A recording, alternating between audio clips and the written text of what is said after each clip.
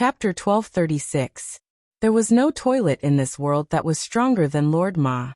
Not only was he an enlightened spiritual monster who had seen the buttocks of the men from the Wang family, but he was also a spiritual monster who controlled the toilets of the entire earth. If he reached the standard of a grade 4 enchantment, this range could be expanded. As Wang Ling's chief disciple, he naturally knew how powerful Lord Ma was. This kind of teleportation ability could only be described as heaven-defying. This matter is all thanks to Lord Ma. Audiobook listened to Immortal Zhenyuan's explanation in the Great Hall of True Venerated. He couldn't help but mutter to himself again. Who is Lord Ma? Sunny Yuan sat on the guest chamberlain's chair and revealed a curious look. Lord Ma was an enlightened gremlin, so of course Audiobook couldn't reveal his identity.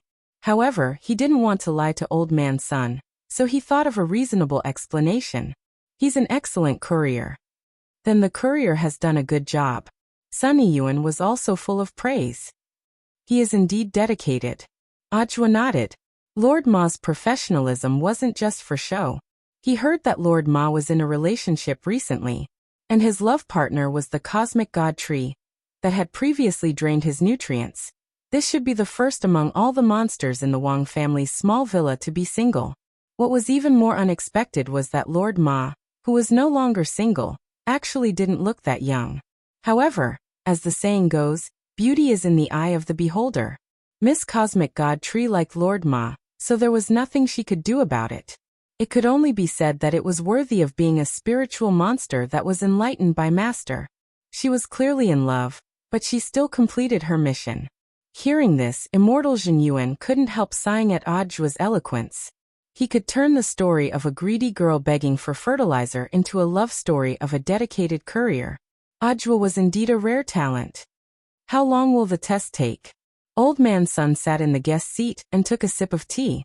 He had been observing Immortal Zhenyuan since the beginning, because this was another expert he didn't know. In his heart, he was glad that he didn't really make a move just now. Otherwise, he would have no place to hide his old face. This Shan Zongtian was too terrifying. Nameless experts at the level of sweeping monks were everywhere. This was King ridiculous. Immortal Toya is already experimenting. It should be soon. However, in the end, I'm afraid that our battle sex medicinal laboratory is not as advanced as Mr. Sun's groups. Speaking up to this point, Audiobook narrowed his eyes slightly and smiled. Everyone knows that Huagua Water Curtain Group built the first 5th grade elixir laboratory in the country. Unfortunately, our battle sect is currently short on funds, and we still have so many disciples to feed.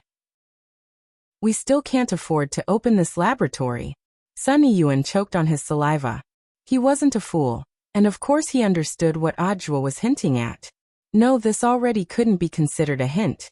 In Audiobook's view, it was already clear. However, Sunny Yuan did not intend to accept this. The construction cost of a level 5 pill laboratory was especially expensive, at least 1 billion immortal gold. With this amount of money, he could open a new sky-class sect. Any investment must pay attention to the return, and he was not a philanthropist. He was a businessman, and he would not invest without a good reason. Contrary to Sunny Yuan's expectations, Audiobook actually didn't continue pestering him, and instead changed the topic back to Keon. Mr. Keon, I remember that the SBP Foundation was also founded by the International Alliance of Cultivators back then? That's right. Keon nodded. This was a fact that everyone knew, so there was nothing to hide. Let me get a little gossip. How much did you invest in the initial establishment? I think it was 1.5 billion immortal gold, and that's just the operational investment. If you add in the equipment and site, the total investment is already over 3 billion.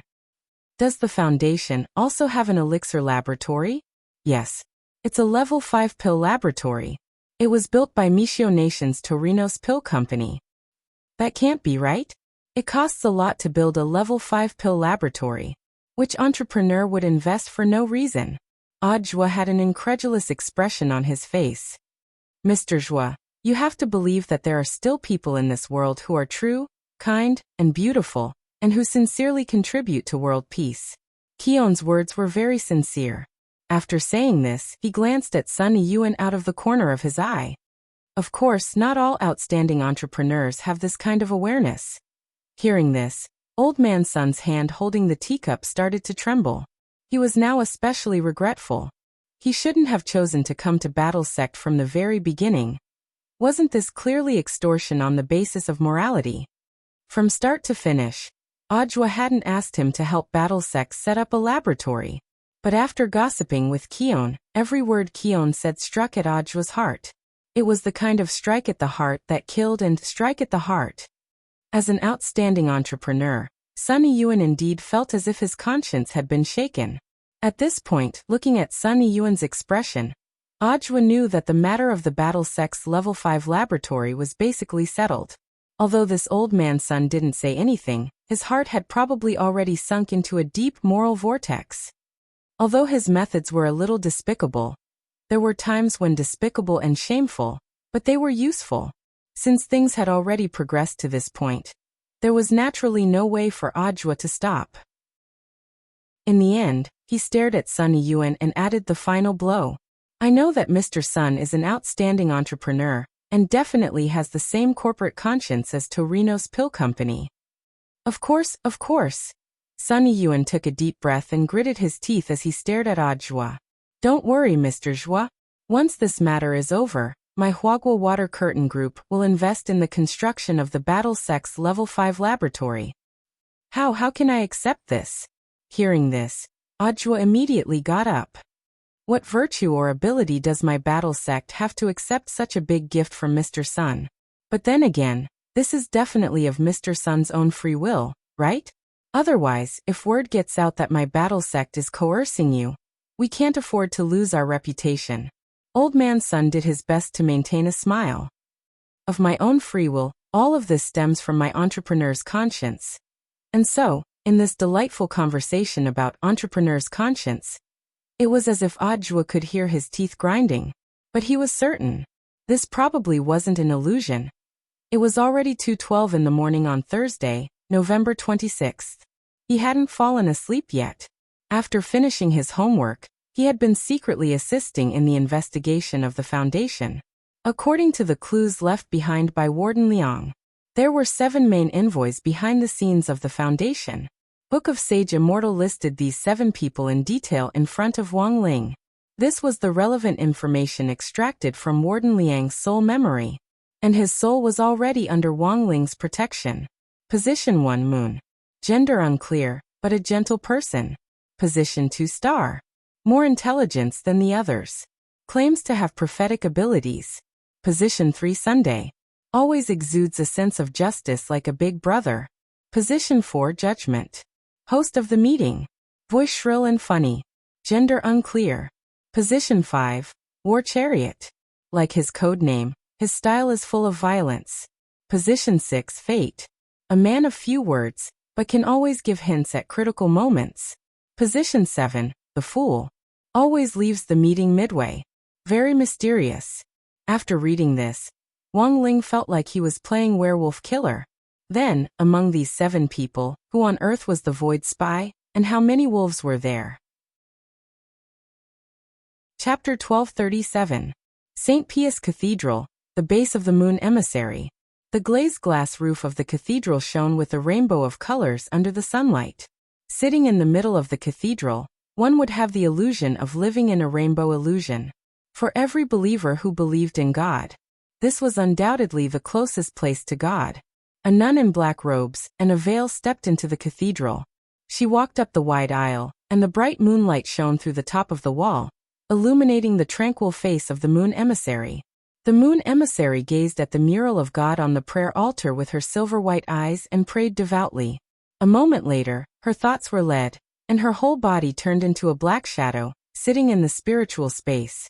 No one could have imagined that the legendary Moon Emissary's true identity was nothing more than a nun of a church.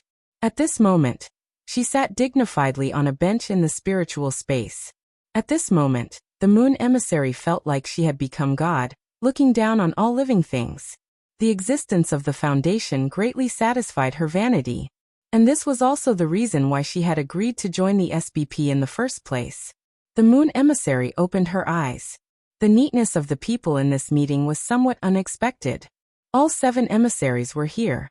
Reliable news. Snake was killed by a fighter from the battle sect, and Cohen betrayed us. The judgment emissary, as the host of the meeting, told everyone the unfortunate news. Everyone present had different reactions to Snake's death. The most shocked person was the moon goddess. With his strength, he actually died at the hands of the battle sect. What a useless piece of trash. The chariot emissary hammered the table, looking very angry. Didn't he find out anything before he died? Not at all. The star emissary smiled slyly. The information he had obtained was no less than that of the judgment emissary. I'm afraid even the judgment emissary would not have thought that Snake would die at the hands of a battle sect's security guard. Security guard? The rest of the people fell silent upon hearing this. Many people's hearts trembled wildly. It wasn't just the judgment emissary. Everyone here seemed to have underestimated the combat power of the battle sect. In this day and age, how could there be a lunatic sect that used a true immortal as a security guard? Snake's strength was at half-step true immortal. Just a little bit more, and he would be able to leap into the realm of true immortal. To be able to defeat Snake, even if he was a security guard, he would at least have the strength of a true immortal. I've already organized the scavengers to temporarily retreat. I don't know if anyone has any opinions or thoughts. Subai looked at each and every one of them. As the host of the conference, the legendary judgment messenger of the Foundation, he felt that he had seen through everything. After becoming a higher-level creature, their ability to obtain information was naturally extraordinary. He could communicate directly with the Void Master and ask for his help. Let the Lord use the supreme power of the Void to give him all the answers he wanted. Therefore, he already knew the identity of every single person here, including the residence of every single emissary. Snake's death was something he had long foreseen. As long as the Void Orb existed, he would be able to absorb Snake's soul immediately after his death and transform Snake into a high-level ethereal. At that time, as long as he killed anyone here, and then let Snake invade the Void, he would be able to control one more emissary. After that, as long as he repeated the above actions, the entire Foundation would fall into his hands. But right now, the most important thing was still acting. He couldn't directly reveal everyone's identity, and Subai was deeply conflicted as to whose body he should let Snake invade. He had to observe first and see who would dare disobey him. It's too dangerous for the scavengers to remain in Wuxia. I think we should withdraw them all for now and wait and see.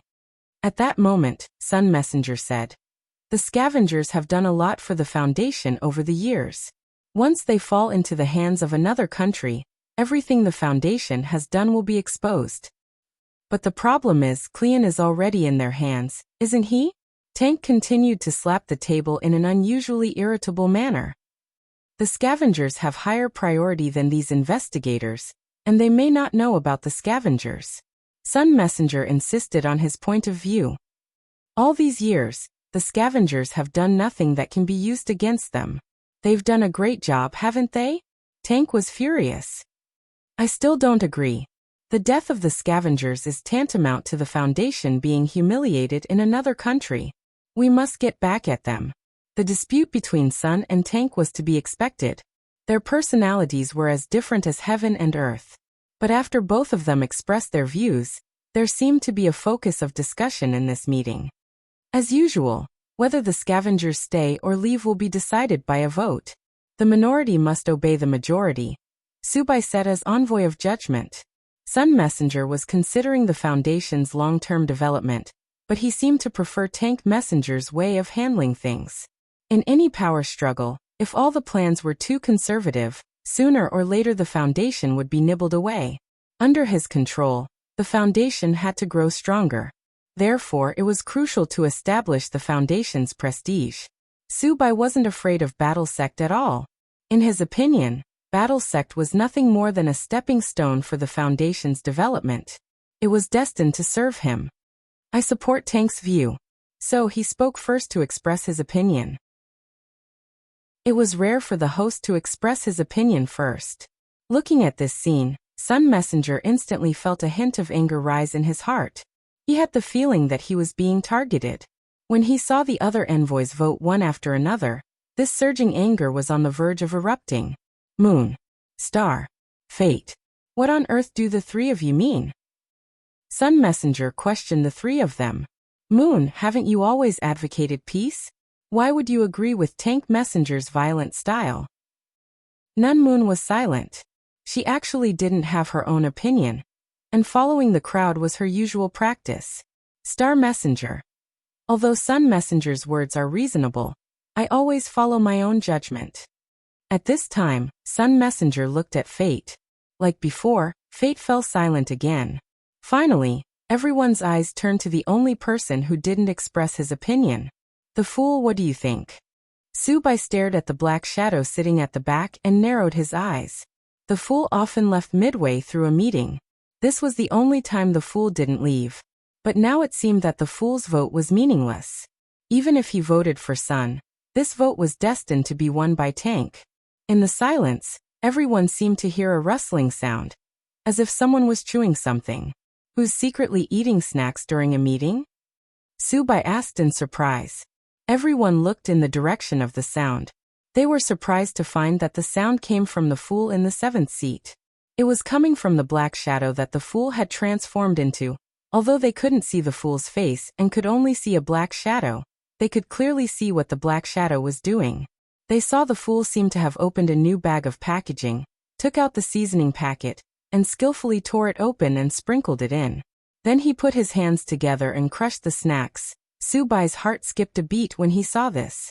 From what he knew, the fool was not like this. He didn't have a hobby of eating snacks. But who was this fool? And this action of opening the bag of snacks seemed a little familiar to Subai. His gaze touched.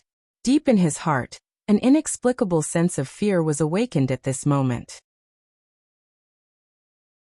Chapter 1238. Half an hour before the Foundation meeting began, Book of Sage Immortal had divined the identity of the fool, one of the 7 envoys. It suggested that Wang Ling used the temporary possession spell to enter the body of the fool. This kind of possession was temporary and could achieve a temporary soul exchange.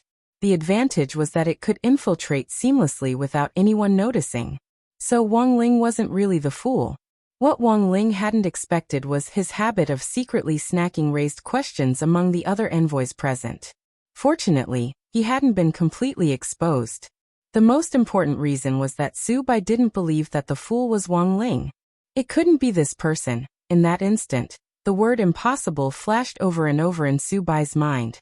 According to the information he had gathered, the fool's true identity was a woodcutter who lived deep in the mountains, and his name was Joyce Tan Lang. Joyce Tan Lang was very strong, but he had a miserable life. He had a younger sister who had been possessed by an evil spirit since she was a child. This tyrannical evil spirit had been entrenched in his sister's body all year round, and refused to come out no matter what. Apart from cultivating hard to make himself stronger, Joyce had also been looking for a way to get rid of the evil spirit. At the same time, he had been looking for a way to get rid of the evil spirit. Unfortunately, Joyce had dragged things out for too long. The evil spirit and his sister's souls had fused together, and they were now inseparable. Joyce had been able to keep his sister alive. He had no choice but to take her to live in the mountains, where spirit chi was abundant. Because of this, the signal in Joyce's mental space had always been unstable. And this was also the reason why the emissary of the fool often left the meeting midway. So, a woodcutter who had been living in the mountains all year round with his sister who had been possessed by an evil spirit. Why did he suddenly have the habit of snacking? Subai had his doubts. But he didn't believe that the woodcutter was the fool. It was the man whom he had been longing for revenge. He had been planning everything, but he hadn't even officially launched his plan. All of the actions should be seamless. There was no way that man would have thought that he was the mastermind behind all this. So there had to be a mistake somewhere. Or perhaps the Lord of the Void had missed some of Joyce's habits. If this was a woodcutter who loved to eat snacks, it would make sense. Joyce had sacrificed so much for her sister. He had visited so many powerful beings and remote places in search of the secret method to dispel the evil spirit. He must have his own pressure. Some people relied on typing on the keyboard to relieve stress. Some live on whiskey. Some people relied on recommendation votes and monthly votes. There were also people who shamelessly relied on drag to relieve stress. Of course, it did not rule out the possibility that some people ate snacks to relieve their stress. Subai nervously swallowed the saliva in his mouth and spoke. The fool. Don't you have anything to say? He still firmly believed in the Void Lord's judgment. He confirmed that the envoy sitting in the 7th seat was the old woodman Joyce. Not the man she wanted to take revenge on. His innocence was not the slightest bit empty. But now was not the best time for revenge. He just needed a little more time to prepare. I agree with Tank's opinion. Finally, the voice of the fool was heard. This slightly rough voice made Subai heave a sigh of relief. He was sure it was Joyce's voice. And his tone was exactly the same as Joyce's. In that case, 6 chariots and 1 sun. The Foundation will draw up a follow-up plan based on Tank's suggestion. After saying this, Subai made his final decision in the mental space. The meeting came to an end. In the bedroom of the Wang family's small villa, Wang Ling opened his eyes. At the last moment of the meeting just now, Wang Ling had cancelled his temporary possession spell. He returned the body to its rightful owner, Joyce Charcoal Lang. This was a good brother who knew how to dote on his little sister. Wang Ling didn't want to implicate Joyce because of him. He had already signed a soul contract with Joyce, so he had the right to possess Joyce at any time. In return, Wang Ling promised to help Joyce cure his little sister. The evil spirit had already fused with his little sister's soul. But for Wang Ling, it would only take a flick of his finger for him to extract the evil ghost. Of course, Joyce was touched by Wang Ling's body. He felt that his unwavering devotion to his little sister all these years had touched the heavens, and he had been redeemed by God. After Wang Ling cancelled his possession, Joyce knelt down on both knees and raised his hands in prayer, as he looked up at the sky and thanked God with the most devout eyes. Joyce Lord, thank God. If you mainly use my body, you're welcome to possess me at any time. Wang Ling. Is it done? At that moment, Wang Ling turned his gaze to the tablet on the table. Although Wang Ling already had the thought of giving it away. So, he had to give it away. But for the time being, April was still useful. While my lord was possessing me, I already figured out the identities of the people in the spirit space. Book of Sage Immortal gave the results of its deductions. There was no doubt that the 7 members of the Foundation were all foreign cultivators. But that didn't rule out the possibility that some of them were colluding with the General Alliance. Among them, the probability of Tank colluding with them was as high as 87%, and he was a key target for observation. Wang Ling clicked on Tank's information. He discovered the real full name of Tank's emissary, Toy Dre. He was the big boss of a multinational spirit sword production company, and controlled more than 20 large spirit sword production factories. Every year, some of the mass-produced spirit swords in Huaxiao Nation came from Toy Dre. What astonished Wang Ling even more was that this Toy Dre actually seemed to be related by blood to someone Wang Ling knew. According to Book of Sage Immortal's bloodline analysis, Toy Dre's DNA was actually highly similar to E.G. Yang's.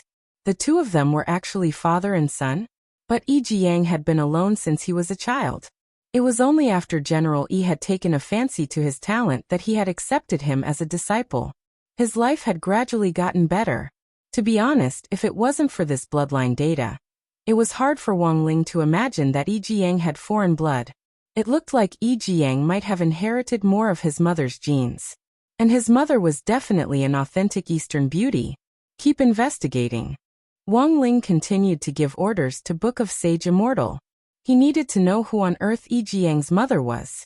As long as his mother was on Earth, he would be able to find some suspicious clues through a large database. It might take some time to find them, but Wang Ling had plenty of time now. In fact, in the data provided by Book of Sage Immortal, Wang Ling also discovered another interesting set of data. That was the inference about the identity of Messenger of Judgment number 4. Although Book of Sage Immortal gave a 76% probability to a person called Michelle, there was still a 24% probability. It was very likely that this Michelle had already been switched. Baija. Wang Ling stared at this familiar name and smiled in his heart. He hadn't expected this cockroach to be so tenacious. Chapter 1239. Today's Baizhou indeed couldn't be mentioned in the same breath as before. Wang Ling could sense that Baizhou's combat strength had improved significantly, but the only thing that hadn't changed was his excessive self-confidence. Excessive self-confidence was conceit. This was also why Wang Ying had taken a liking to Baizhou at first, but hadn't put him in an important position. Baizhou was certainly strong, but conceited could easily cause trouble. So the question now was, how strong on earth was Baizhou? After Book of Sage Immortal examined him, it gave a definite answer. My lord, he seems to have already become a hollow spirit. Had he really been invaded by the void? Wang Ling wasn't surprised by this result, because he was well aware of President Bai's hatred for him. In order to defeat him, President Bai would rather not be human and become a so-called higher-level creature. Wang Ling could feel this hatred even from across space. Do you have a specific estimate of his combat strength? Wang Ling asked Book of Sage Immortal. It's not easy to calculate because my current understanding of void creatures is still limited. But the first thing Baizhou did after becoming a hollow spirit was to absorb Devil Gut Fungus Lord. This is a creature that has been enlightened by my lord. So right now he might be stronger than Wang Zhen at his peak. Above venerated immortal was Tao Master. In other words, this person's current strength was indeed immeasurable. Back when Wang Zhen had come down from Ninefold Star to seek an explanation from him, Wang Ling actually wasn't afraid. With one glance, he could tell that Wang Zhen could probably withstand 5 slaps from Wang Ling at his peak. By punishing Wang Zhen, the Heavenly Tao Governing Committee had actually saved his life. Otherwise, Wang Zhen's soul would have long been destroyed by these 5 slaps. President Bai, who was now called Su Bai, was now stronger than Wang Zhen, which instantly piqued Wang Ling's interest. Was the 10 dragon subduing slaps, which had been sealed for so many years, about to be unsealed? Elsewhere, the initial test results for the red decoction were out. Immortal Toya had never seen a substance in the decoction before. But after comparing the medicinal properties, Immortal Toya was able to find a spirit plant with a similar effect from the existing stock of medicinal herbs on Earth, but it was far less effective than the red decoction. In the Great Hall of True Venerates, Immortal Toya took out a round azure magic ball. By touching the magic orb, he could project the images in his mind into the void. First of all, we can confirm that the spirit plant used to brew the red soup does not exist on Earth. Let's call them void plants for now. Immortal Toya said. After a reliable comparison, the medicinal properties of this void plant are similar to those of returning grass on Earth. Returning grass? Hearing this, Sun Yuan nodded slightly. He was in the production of medicinal pills, so he was naturally very sensitive to the names of some spirit plants. The returning grass was a rare and endangered spiritual plant. It was also the main ingredient used to make the resurrection pill. It could draw back a person's soul at a critical moment and save a person's life. It was used for those critically ill patients to hang on to air. As Mr. Karoun said, ethereals are a type of high-level creature. It took them a very long time to evolve themselves to the point where they have no form and are like light and wind. And when it invades the bodies of human cultivators, it actually causes great harm to them as well.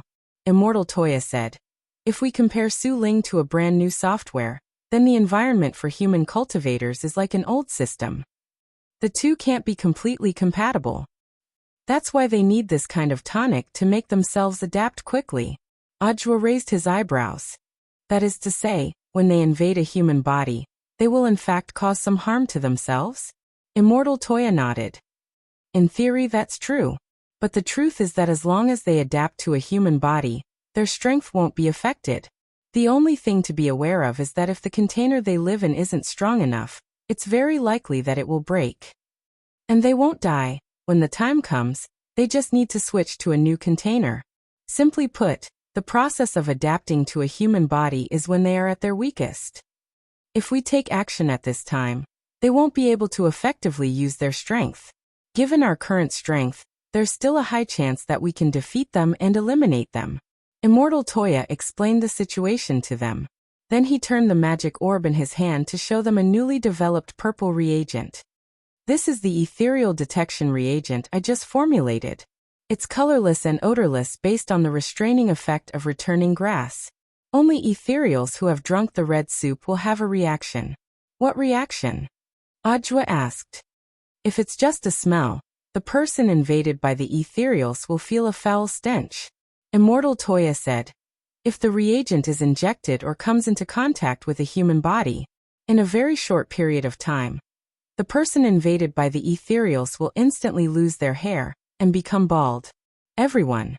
When Immortal Toya said this, everyone suddenly had a strong sense of déjà vu. Imagine if the ethereals completely broke out in the human world. If they used a reagent to detect them, then it was possible that the world would be filled with bald people. Now, because of irregular lifestyles, even the hair loss rate among college students was increasing year by year. Not to mention those in high-risk professions who had to stay up late for long periods of time. Programmers, media personnel, medical staff, teachers, web novelists. At this thought, Audiobook couldn't help trembling as he shivered all over. This was really a reagent that made people feel bald. I don't think we can just kill someone with a stick just because they lose their hair, right? There are still a lot of people who are bald now, Audiobook said. Killing them with a stick definitely won't work, Immortal Toya said. So for those who have already lost their hair, the best way is to smell it. As long as they don't feel nauseous, there's no possibility of them being invaded by the ethereals. When the time comes, we can give them a certificate or something. But how can people who have been invaded by the ethereals accept it so easily?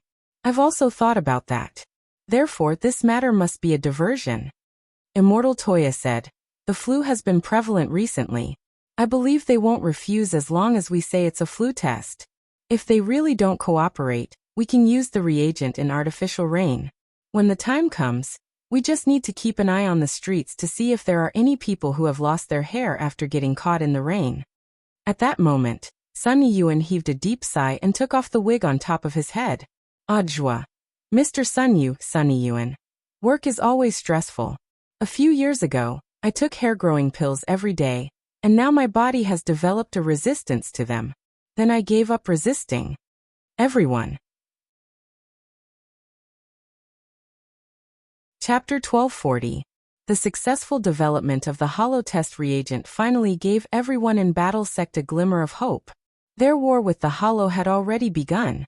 But unlike previous battles, there was no smoke in the early stages of this war. Audiobook's goal was very clear. 1. They had to figure out who on earth the hollow were looking for. 2.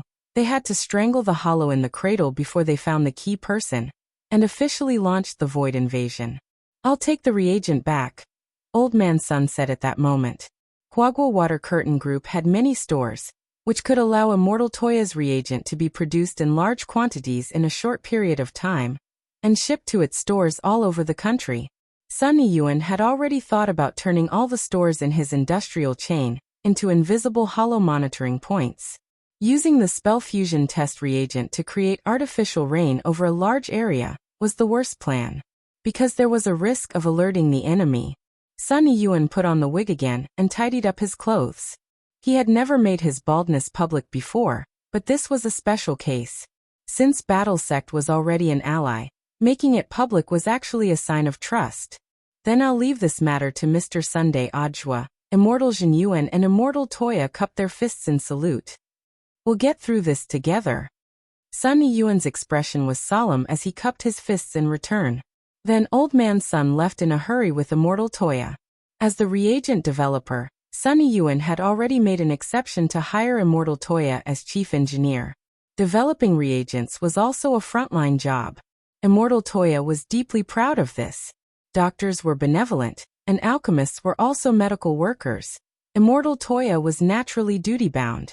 And so, in the early morning of November 26th, thanks to Battle Sect and Huagua Water Curtain Group's cooperation, the ins and outs of the whole matter had basically been figured out. Although there were still a lot of doubts about the matter, the general direction had been set. In just a few short hours, Immortal Toya had swiftly developed a reagent to detect the hollow. This speed was jaw-dropping. We've already started work on the reagent, but Mr. Keon, there's something else we need your help with. Not long after Old Man Sun and Immortal Toya left, Audiobook turned to look at Keon again. Keon was a smart man, and actually knew very well what Ajwa wanted him to do. To be honest, he wasn't mentally prepared. Now Kion's mood was abnormally tangled and nervous. Ajwa saw that the hand he used to light his cigarette couldn't stop trembling. "I'm not afraid, I'm just..." Kun tried to explain. "I understand." Ajwa stepped forward and patted Kion's thick shoulder. Now, the responsibility of revealing the truth had fallen on this man's shoulders. After finishing the cigarette, Kun pressed the cigarette butt into the ashtray at the side. Then he took a deep breath and tried his best to calm himself down. "Mr. Joa, I'm ready." Kun stood up. Ajwa had already prepared a live stream room on his side, and everything Kion said would be broadcast online to all over the world. In the information age, the power of the internet could not be underestimated. Once the traffic piled up, it could be even more terrifying than the power of live TV. According to the plan, Kion would reveal the ins and outs of the entire incident in 2 parts. In the first stage, they could not reveal anything about the arcane church for the time being. They needed to let the detection reagents run on the market and distinguish between friend and foe. When the time was right, the second stage would be when the truth would be revealed. Kion would reveal everything that the Foundation had asked him to investigate for the past 20 years. This would also include the truth about the Void invasion. Of course, in order to protect Kion, Ajwa would protect Kion's identity in the first stage, and would only report the first incident as a researcher in Battle Sect. As a result, in just the morning of the same day, the video of the first stage of the War Sect's report spread across the entire internet at lightning speed. Daoist Guang was the head of Battle Sect's online information department. With the help of the current Big Brother in the live streaming world, the speed at which the news spread was simply appalling. In the morning courseware, Wang Ling realized that most people were discussing this matter. The main thing was that in order to let the test reagents circulate, and also so that the arcane church wouldn't be suspicious, Ajwa had exaggerated the report a little. In number 60 high school alone, a lot of students and teachers were starting to panic about their hairlines. After class, there was a long queue at the entrance to the men's and women's toilets. It wasn't to go to the toilet, it was to look in the mirror. Is the bald head flu virus that Battle Sect is talking about real? Is there a virus in this world that can make people bald? In class, Hirogwa stroked his beautiful hair to confirm that it was still very healthy. The person who was least worried about this matter was Superchin, because he had a buzz cut to begin with. For him, to be bald or not to be bald. Actually, there wasn't much of a difference. F***K. I saw some people online say that they're already bald. They lost a lot of hair in one night, and they suspect that they might have this bald head virus. At that moment, someone cried out in alarm as he scrolled through his phone. Where? Let me see. Hearing this, everyone gathered around to watch the excitement. This was just a screenshot of a chat log. It was full of text, and there weren't even any pictures. Wang Ling sighed disinterestedly. Now that the bald head virus was a hot search topic, there would always be people who liked to take advantage of this opportunity to freeload. The internet spread too quickly, and without a full understanding of the unknown, it was very easy for people to believe all kinds of rumors made up by people with ulterior motives and marketing accounts that had popped up online. As it turned out, people were even more afraid of baldness than of coughing and fevers. After Ajwa's announcement, Huagwa Water Curtain Group very quickly set up testing sites across the country. They even mobilized all their employees to carry out epidemic prevention work, set up testing sites in major public places, and linked hospitals to isolate suspected people. This kind of reaction speed was already godlike. In fact, the vast majority of people weren't at risk of baldness. All this was just a pretense to identify a hollow spirit. Sitting in his seat, Wang Ling quietly watched the performance from the Battle Sect. On one side, someone was working hard. On the other side, someone was vigorously spreading rumors for the sake of traffic.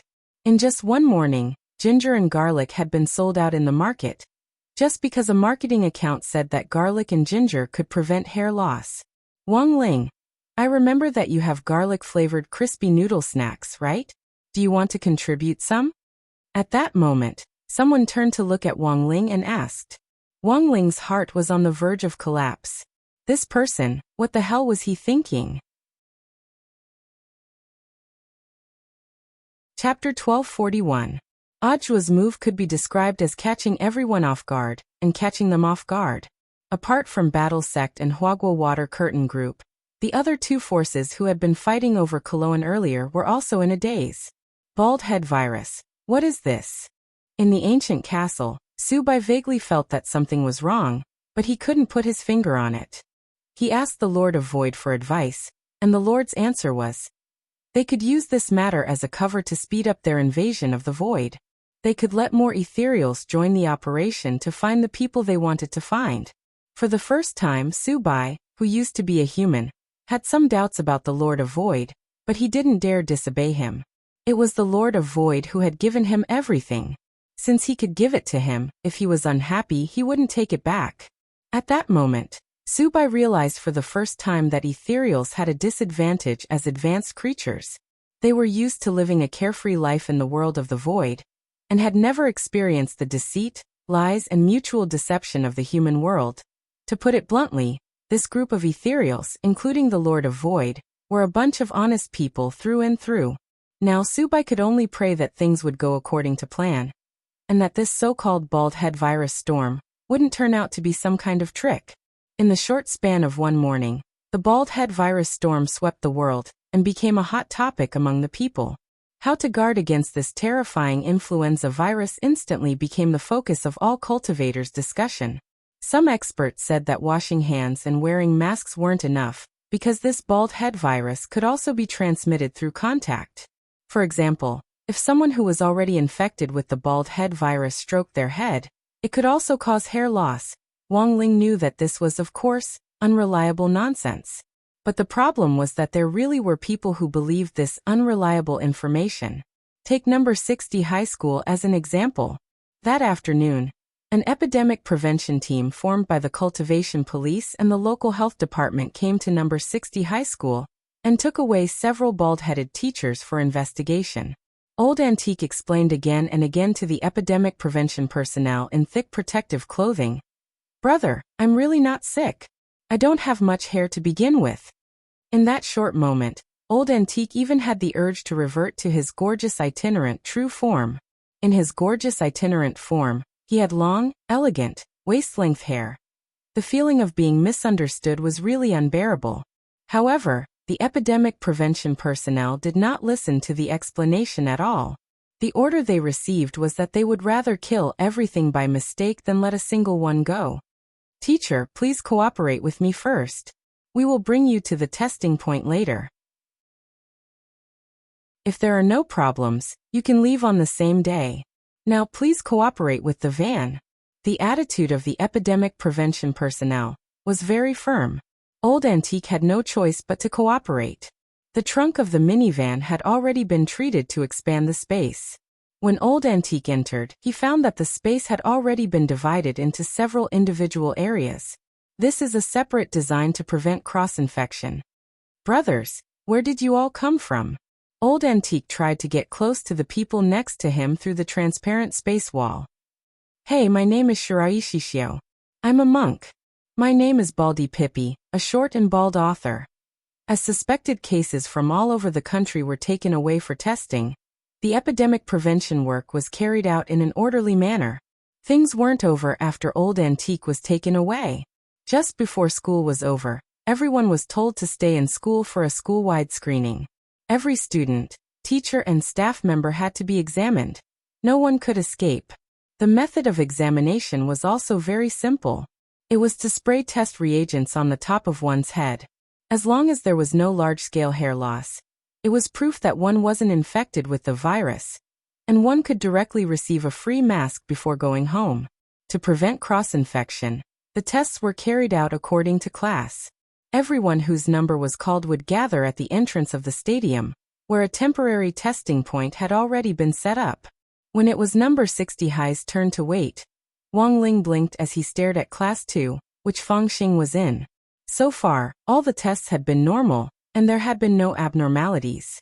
As far as he knew, the number of spiritual invasions at the moment was still very limited, and it was very unlikely that someone from number 60 High would be infected. The spiritual spirits needed hosts with strong physical qualities, and generally wouldn't target students who were only at the foundation establishment stage. Up ahead, the teacher in charge of Class 2, Teacher Lu Ruoxu, was in the middle of an examination.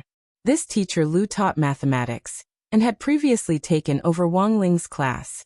He was an expert at the peak late golden core stage, and was proficient in calculations. To be able to become the teacher in charge of an elite class proved that Teacher Lu indeed had some skill. In fact, there weren't many female teachers in the school who could show their face.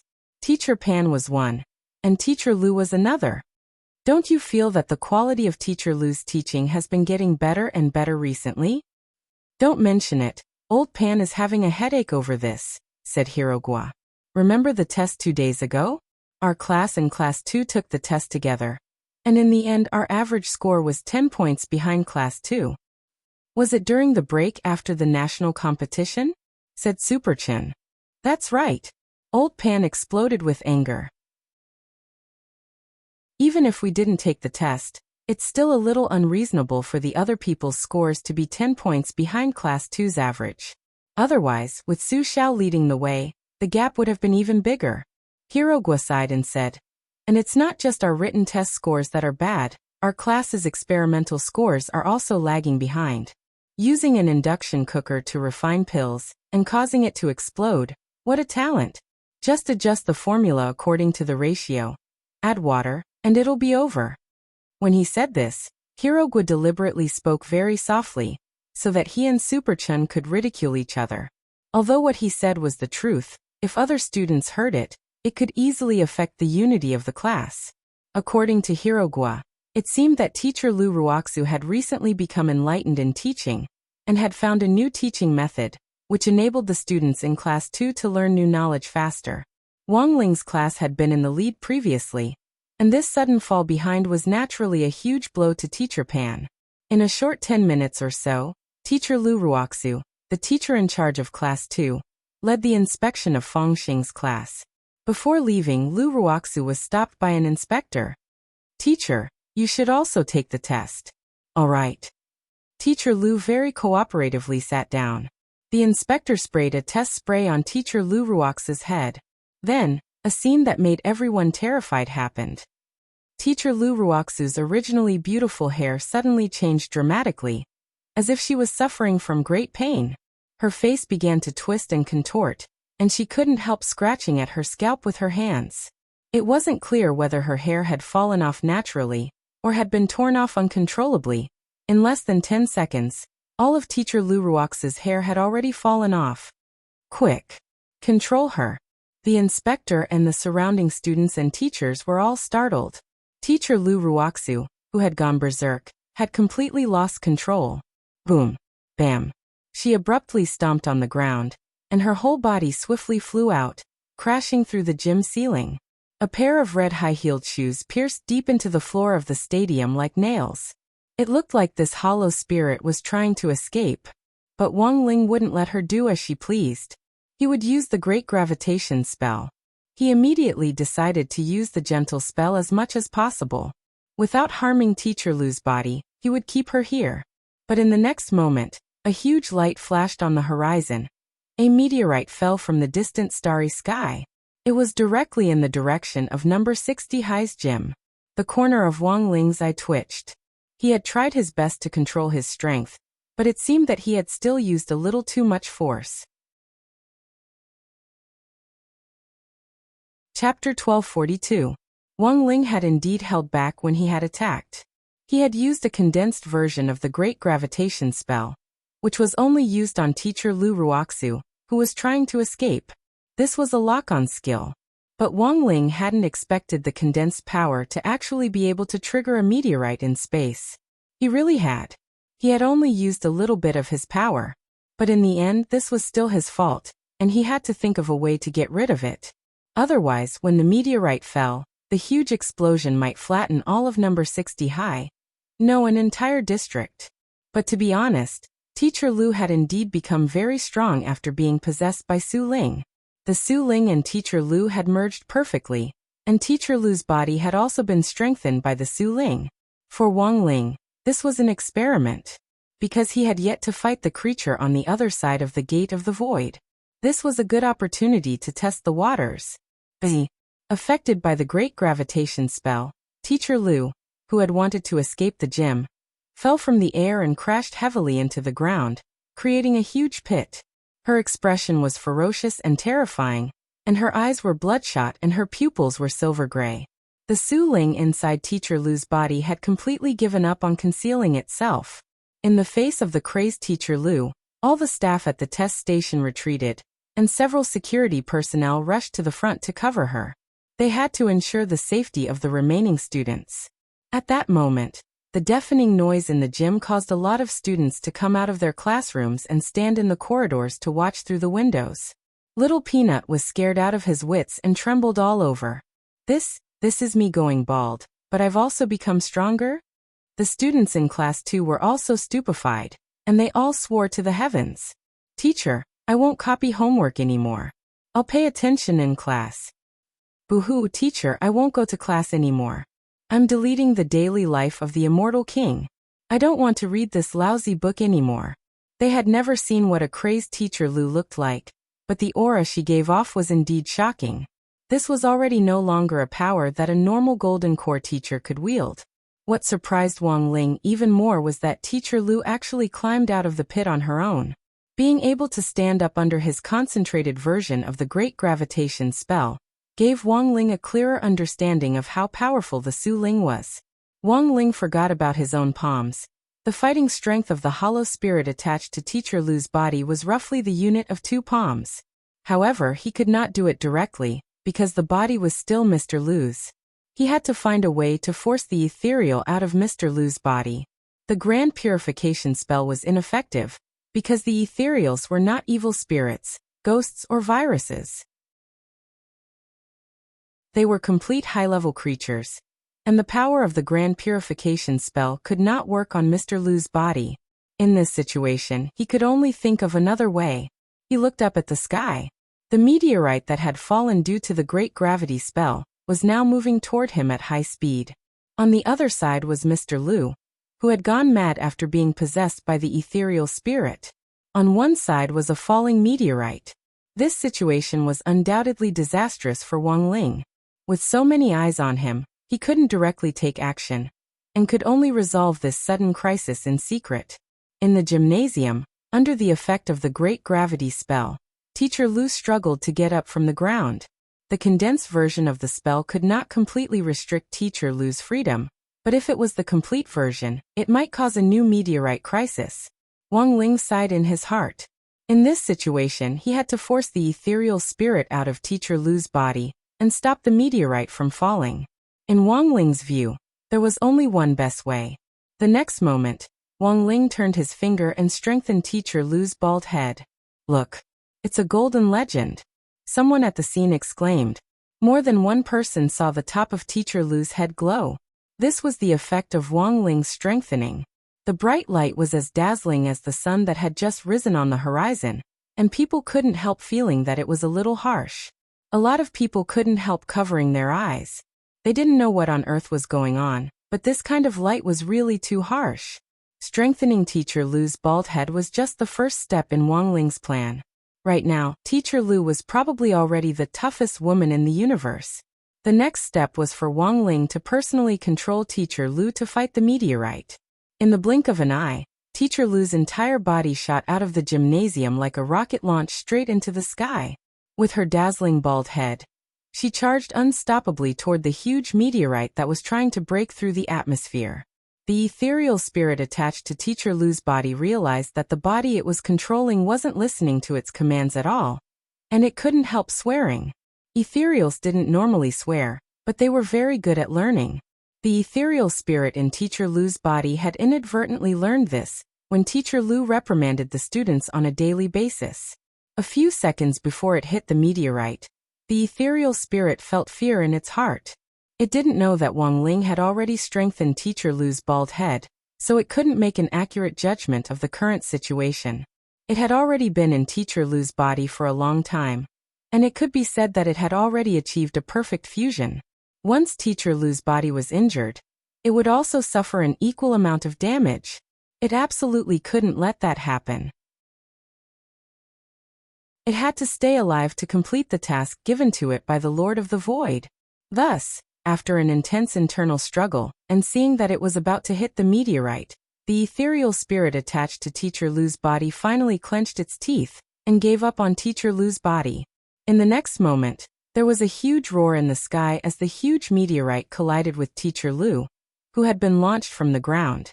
Struck by the toughest woman in the universe, the meteorite was smashed to pieces in the atmosphere. Before the broken rocks could hit the ground, they were burned to ashes.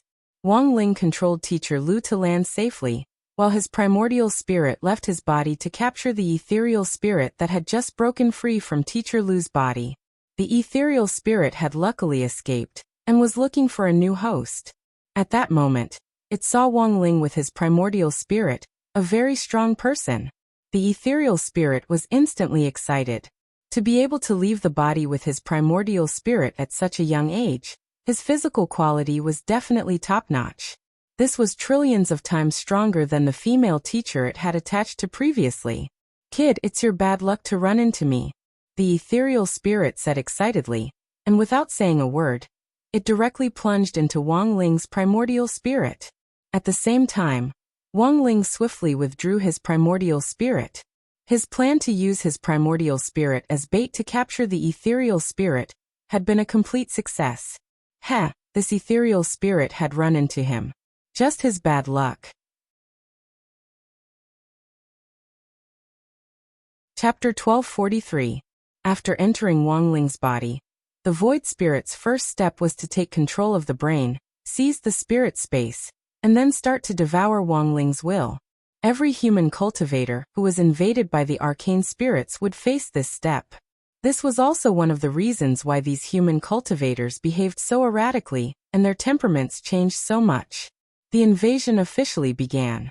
An ordinary human spirit space couldn't be considered big.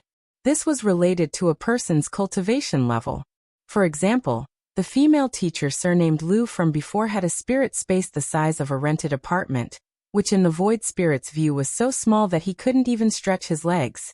But the advantage was that it was easier for him to control a small spirit space. As long as it wasn't ridiculously big, it was generally fine. Cultivators on Earth weren't ridiculously big. A true immortal spirit space was only the size of 10 football fields. Full of confidence, the void spirit snuck into Wang Ling's spirit space. Then he was completely stupefied by the scene in front of him. Because the spirit space he saw was a sea of stars. The sky was full of stars and countless planets orbited here. They reflected each other's beauty and radiated dazzling brilliance, and the void spirit couldn't see the end of it. This was the universe? The void spirit was instantly scared out of his wits. How could a normal human cultivator's spirit space contain the entire universe? Wasn't this even more outrageous than their great supreme lord of the void? No, he had to get out of here as soon as possible. The void spirit realized that something wasn't right. He couldn't stay in this human youngster's body any longer, and had to return to the void as soon as possible to report this matter to the Lord of the Void. No one could have expected that a planet as harmless as Earth would actually hide such a cosmic-level monster. But at that moment, it was already too late. Because choosing to enter Wang Ling's body had been a mistake from the beginning. The void spirit thought that he could still escape, but the truth was that he had been locked in a human cage. Wang Ling's body was like the iron wall of a cage, firmly locking him inside. "You can't escape." At that moment, a cold and indifferent voice rang out in the universe. It didn't know where it came from, but it seemed to be the voice of the universe itself, affecting the pulse of the universe, and the void spirit felt a great pressure when it spoke. A white-haired youth that was condensed from countless particles of light appeared here. "You're not him. Who the hell are you?" Su Ling looked at the young man in front of him nervously. Although this young man looked exactly the same as the owner of the body outside, Su Ling could still tell that they were not the same person. "I am his shadow." Wang Ying opened her eyes and replied indifferently. "You think you can destroy me?" Su Ling ignored it. "Even if you have the ability to trap me here, you may not be able to kill me. You lowly creatures. They don't know the meaning of life." Su Ling smiled. He had no physical body. Like light and wind, it was very difficult to capture, and even more impossible to kill. Only spells can defeat spells. I'm sorry to tell you that I don't have a physical body either. Wang Ying smiled.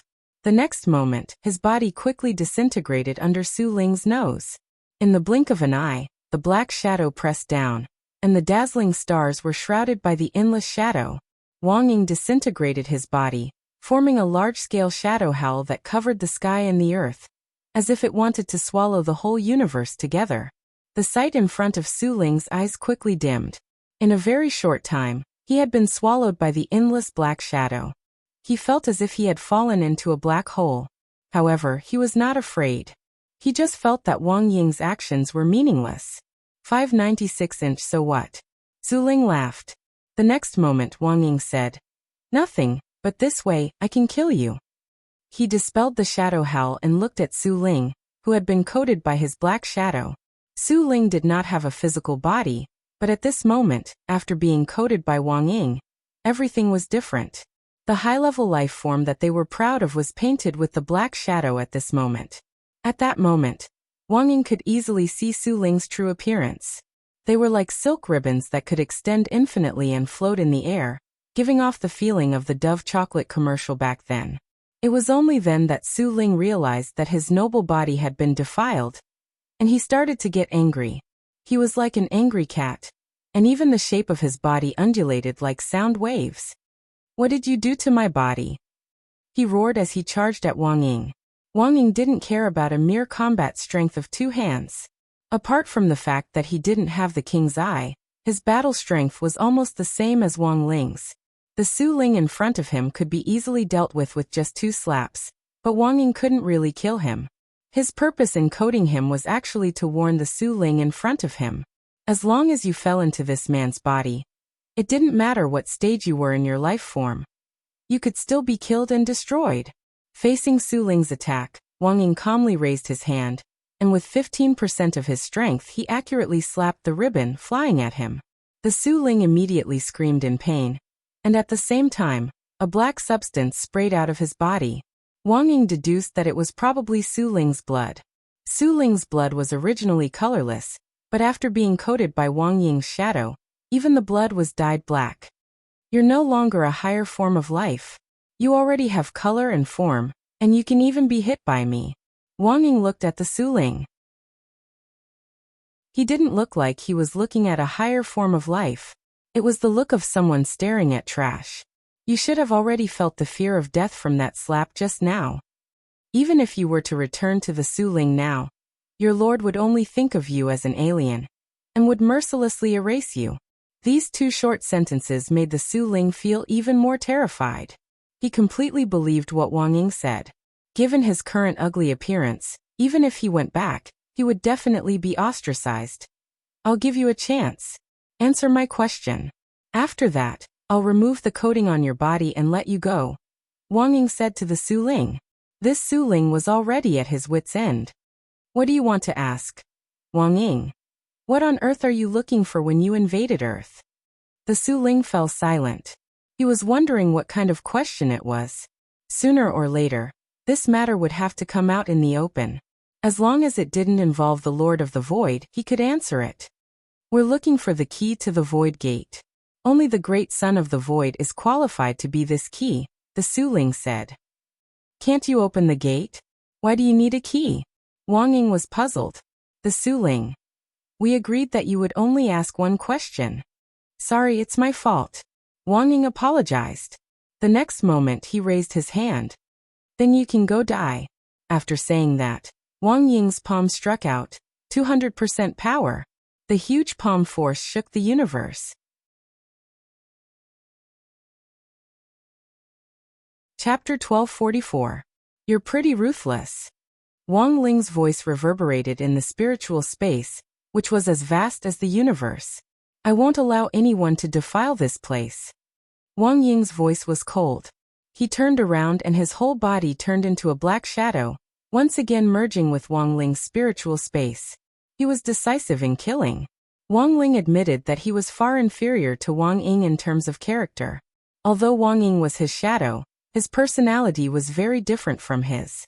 Wang Ling named the slap Wang Ying had used on the void spirit just now. No one recognizes me. He felt that this was very much in line with Wang Ying's personality. If it had been Wang Ling, he probably wouldn't have killed this void spirit. Because Wang Ling wouldn't care about a small bug, the blockade of the spiritual space actually gave Wang Ling a very good opportunity to play with this bug he had just caught. But unfortunately, the situation was urgent, and Wang Ling didn't have much time. Although Wang Ying had killed this void spirit, at least Wang Ling had learned why they wanted to invade Earth. To find the key. Wang Ling rubbed his chin as he carefully pondered what this void spirit had said. No one had ever truly opened the void gate, and since ancient times, anyone who crossed it would undoubtedly die. Master Li Shaokai and Li Huanran had even paid the price with their lives. If he put the whole incident together, Wang Ling felt that there might be a possibility. That was, the void spirits might have long had designs on Earth, but unfortunately, they couldn't open the void gate themselves. Back then, Master Li Shaokai had broken the void gate by force and inadvertently opened a crack, which in fact was a signal for the void spirits to invade. Some of them had come out of the crack. Unfortunately, it was far from enough to achieve their goal of invading Earth with just a small portion of the arcane church. Therefore, the void spirits had to find the so-called Son of the Void, and use him as the key to completely open the void gate. This was just Wang Ling's conjecture. But generally speaking, Wang Ling thought it was reasonable. He typed this conjecture into text and sent it to Audiobook. He would leave the rest to him to handle. This hollow spirit had called itself a high-level creature, but in the end, Wang Ying had destroyed it with 2 slaps. Wang Ling felt that the ruler behind this hollow spirit might not be that strong. Teacher Lu's incident caused a lot of chaos in number 60 high. Fortunately, apart from Teacher Lu, no one else in number 60 high who had been invaded by Mai Su Ling had been found. When Headmaster Chen arrived, Teacher Lu was already under the control of the epidemic prevention personnel. He wanted to go up and check on Teacher Lu's condition, but he was stopped by an epidemic prevention worker. Headmaster Chen, it's best if you don't look. You don't have much hair to begin with. If it gets stained, it'll be terrible. Why did he suddenly go berserk? Headmaster Chen couldn't understand. Other places have similar reactions, but it's not as serious as Teacher Lu's. It is said that the virus and reagents have an intensified reaction, causing a certain degree of stimulation to the human body. It depends on each person's degree of acceptance, the staff said. How many cases have been diagnosed? Headmaster Chen asked with concern. The anti-epidemic worker replied telepathically. Currently, there are more than 1,200 confirmed cases in Songhai City, and 3,678 suspected cases. Fortunately, it doesn't seem to be as serious in other places. It's only in our city. Wang Ling had intercepted this telepathic spell. On the way back to class, Wang Ling had a new idea. Judging from the report from the epidemic prevention personnel just now, the number of ethereal invaders on Earth was still very limited, and the vast majority of them were gathered in Songhai City. Then, did this mean that the ethereal side had already locked onto the approximate location of the Son of the Void? This legendary Son of the Void. Perhaps he was within Songhai City, as expected of Shifu. Audiobook very quickly received Wang Ling's message. He praised Wang Ling for the clarity of his deduction, but it still needed evidence to support it. Those who had been detected had already been quarantined at the first possible moment. The incident with Teacher Lu served as a great warning to Audiobook. Immortal Jinyuan and Crispy Noodles Dao Monarch had worked together to draw up a sealing talisman. The moment someone was detected, they would immediately seal them. Then they would be directly sent into a space isolation cage that they had set up, directly preventing the ethereal from trying to jump out of their bodies to find a new host. The situation seemed to be under control. But Audiobook was well aware that this battle had in fact only just begun. If they couldn't find the Son of the Void first, and the ethereal found him first, then once the Void Gate opened, it would be a huge disaster for the entire Earth. Although they had already found more than 1,200 cases, this definitely wasn't all of them. They were very good learners, and after the first wave of trouble, they would definitely be on guard and wouldn't be so easily deceived again. Do you have anything to say about the Son of the Void? On the car heading towards the frontline epidemic prevention station, Audiobook asked Keon. In fact, I wasn't the only investigator who was sent to investigate this matter, but now it looks like I might be the only one who survived. The Foundation must have already found some clues. Unless we can directly find someone from the Foundation, organizing a search for the Son of the Void is like looking for a needle in a haystack, said Keon. As he spoke, he glanced at Audiobook's phone out of the corner of his eye several times. He marveled at the intelligence of the person who had texted Audiobook, who had caught a ethereal with their bare hands, and even asked about the true purpose of the Void invasion. To Keon, this was simply inconceivable. Who on earth was this person? He was too strong. It looks like this matter is becoming more and more troublesome. Furthermore, we've already run into trouble. As Audiobook drove, he looked in the rearview mirror. Behind their Wuling Hongguang van, there was a black car following them closely. Immortal Jinyuan and Crispy Noodles Dao Monarch were currently on the front line to assist in suppressing the ethereals, so Audiobook and Keon were the only ones in the car. The other side is very strong. In the front passenger seat, Keon sensed the situation from a distance. He didn't think they would be able to handle the situation in front of them with just his and Audiobook's battle strength. According to Keon's judgment, the person sitting in the black car was undoubtedly the street sweeper. It's them. They're here to avenge Snake. As soon as he said this, Audiobook saw a black shadow suddenly jump out of the sunroof in the rearview mirror. The other party's jumping ability was astonishing, and it directly leaped over their van. Then, it stuck out its neck and half lay on the windshield, hanging its head upside down as it looked at them. What terrified Keon the most was, this person clearly wasn't Snake. Instead, it gave off the same scent as Snake.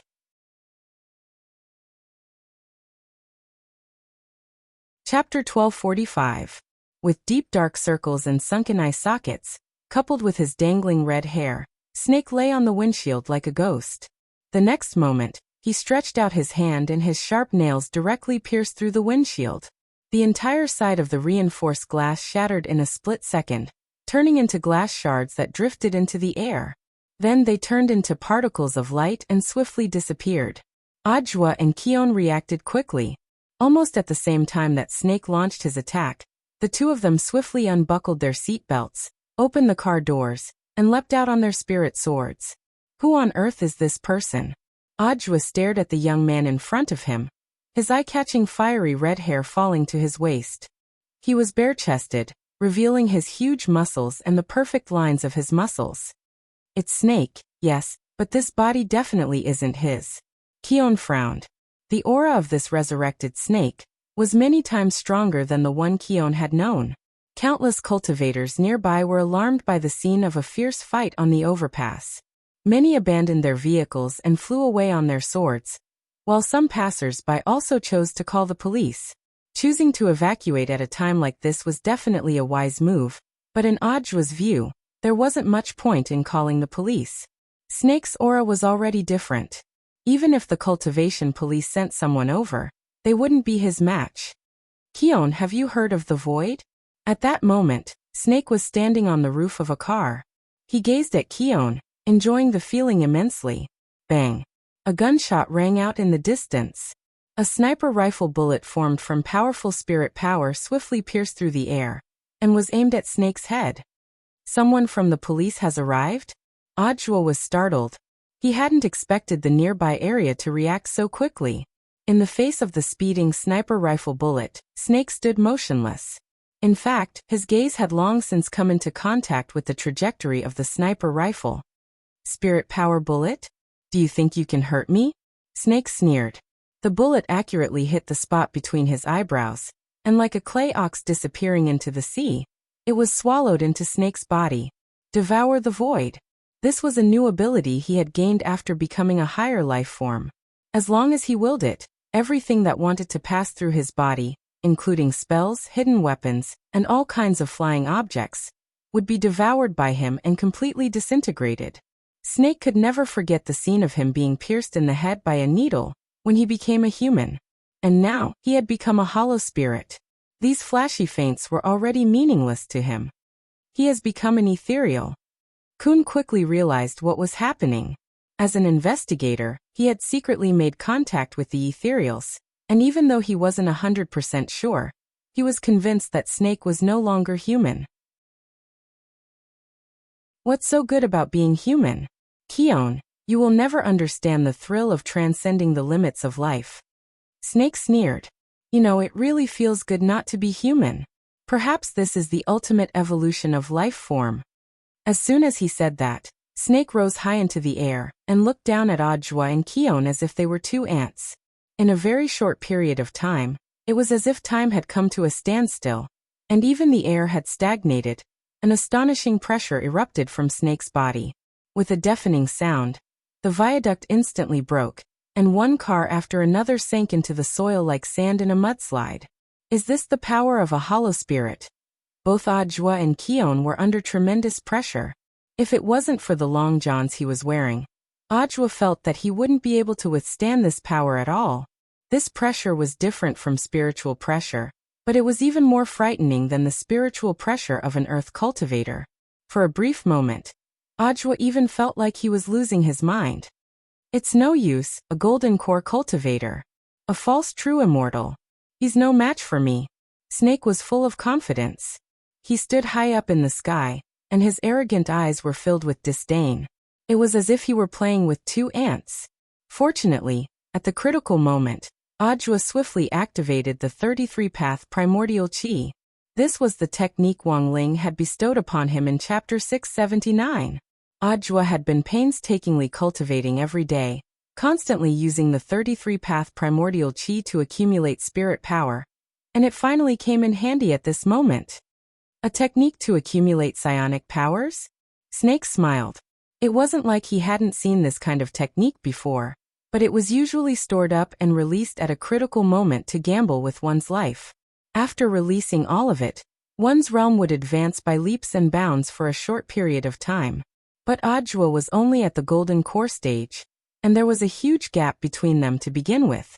So what if he released all of it?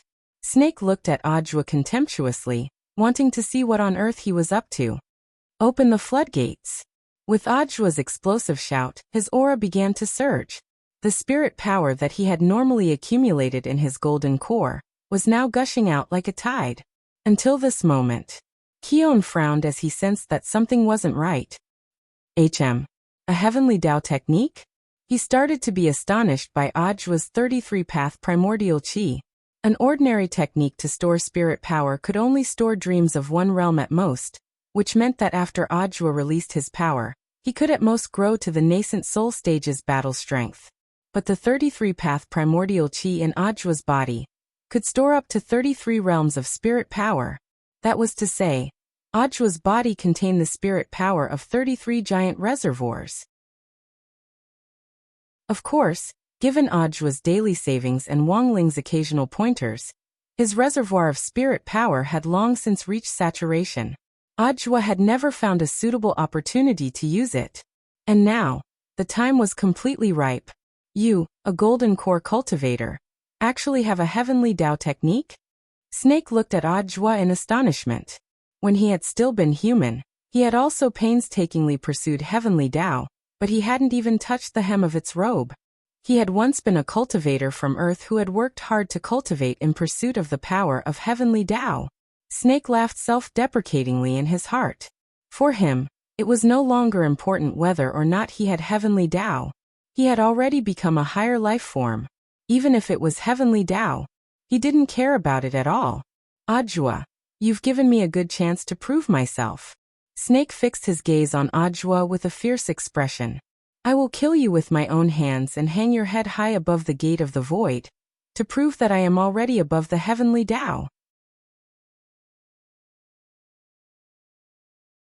Chapter 1246. Snake and Cohen couldn't be said to be familiar with each other. But as a colleague who had worked together in the same unit, and in addition, Cleon had secretly investigated Snake's information, he felt that Snake had become a completely different person after transforming into a void spirit. Snake had become even more arrogant, and could even be said to have become more conceited. After completely becoming a void spirit, even his personality has changed. This could be considered a new discovery for Cohen, and he believed that there were two types of personality changes. The first was an earth cultivator who had been invaded by a void spirit. After merging with a void spirit, under the premise that their mental space was controlled, even their personality would be taken over by the void spirit. There didn't seem to be any abnormalities in their behavior, but it was still quite different from usual. Number 60 High School's teacher Lu was the best example. The second type was Snake, who was in front of him. He hadn't been invaded by a void spirit, but had accepted it of his own accord, allowing his soul to completely change and become a void spirit himself. Cohen had been investigating the void all this time, and had even made some silent contact with them. But this was indeed his first time exchanging blows with a void spirit. Standing here as a false true immortal, he could already feel immense pressure, let alone Audiobook. Mr. Zhua, what are our chances of winning? He instinctively wanted to persuade Audiobook to retreat. Judging from the astonishing pressure that Snake was exerting, even if Audiobook, who was at the golden core stage, was added to the mix, it didn't seem like they would be able to completely reverse the situation. But at that moment Audiobook shouted, "Open the floodgates." Hearing this, Cohen was shaken to the core. Mr. Zhua. He turned around in disbelief and stared in astonishment at Audiobook's live performance. The power of heavenly Tao. At this point, Cohen was completely stupefied. The expression on his face was exactly the same as Snake's when he saw this scene. A golden core stage cultivator actually possessed a Heaven's Path cultivation technique. This was simply unimaginable. This war sex people were simply abnormal. Was this still a sect made up of people? At that moment, Cohen's emotions were exceptionally complicated. Excitement, astonishment, doubt, all kinds of emotions were intertwined. He had long since known that Audiobook wasn't a simple person. But now his impression of Audiobook in his heart needed a major update. A tremendous amount of spirit power gushed out of the tiny golden core in Audiobook's body like a landslide, a tsunami, or a flood breaching a dam. In a short period of time, Audiobook's aura skyrocketed. Of the 33 giant reservoirs of spirit power, Audiobook had only unsealed 6 of them, but he had already achieved astonishing results. The reservoir was good, but it couldn't be completely released at once. At the moment, Audiobook was already at his limit for releasing 6 people in a single round. He needed to wait for his body to adapt before he could proceed with the next round of unsealing. Unlocking the seals of the 6 reservoirs would increase his cultivation level to the false true immortal stage. His current battle prowess wasn't any weaker than Calhoun's. However, it would be a little difficult for the two of them to defeat Snake together. Miss Bai Qiao, if I die, no one will test the game for you in the future. At that moment, Audiobook roared into the air. If we don't act now, when will we? As soon as he finished speaking, on the horizon, a beam of brown light lit up and shot straight into the sky. He then swiftly turned into a shooting star and sped towards Audiobook. The scabbard of the peachwood sword. To better protect Audiobook, Wang Ling had added Audiobook's name to the scabbard. But Audiobook hadn't dared order it around. If it wasn't for the critical situation at the moment, he absolutely wouldn't have dared disturb this female otaku playing games in the sect. It had to be said that Bai Qiao reacted very quickly. After hearing Audiobook's summon, she almost immediately pressed the pause button on the game and flew into Audiobook's palm at a speed faster than the speed of light. The scabbard of the peachwood sword? Snake laughed again. He had never seen anyone whose weapon of choice was actually a scabbard, and one made of peach wood at that. He felt that he could turn a scabbard like this into flying ash with a single breath. Snake had thought that Audiobook would take out something amazing, but he was greatly disappointed in the end. Audiobook, it seems your performance is over. It's my turn now. In the air, Snake spread his arms, and Audiobook could see an invisible mass of energy seemingly gathering in his palms. This was a super dense mass of energy. The moment Snake condensed it, the energy was extremely dense. The space nearby couldn't bear the pressure and started to tear apart. This was a variation of the void devouring skill. Anyone who came into contact with this mass of energy would instantly disappear, devoured by the void. So in Snake's view, no matter what Audiobook took out, it would be of no use. What was more, what he had just summoned was a scabbard that looked absolutely useless. Audiobook, Crawl for me. Snake laughed out loud. The next moment, he pushed out with both hands, and actually took the initiative to stuff the void energy mass into the space fissure. Before Audiobook could react, in the blink of an eye, two energy masses surrounded him from both sides, trapping him in the middle. This was Snake's ability to use the energy mass's ability to devour space to achieve this instantaneous effect. Oh no! On the side, Kun's expression changed dramatically. No matter how fast Audiobook reacted, there was no way he could stop this kind of encirclement. In a moment of desperation, Kun sent out a wave of spirit power from his hand. He wanted to send Audiobook flying, in order to break free from the encirclement of the energy masses. But Snake's target wasn't just Audiobook. Kun, crawl for me too. He sneered and used the same trick. Another two balls of void energy that could devour everything locked onto Cleon's position. In Snake's view, this was already a sure win. His mission was actually to kill Kun. Audiobook was just a buy one get one free bonus. He was an important figure in Battle Sect. By killing Audiobook, he could prove that he was above the heavenly Tao. And in doing so, he could challenge the entire Battle Sect.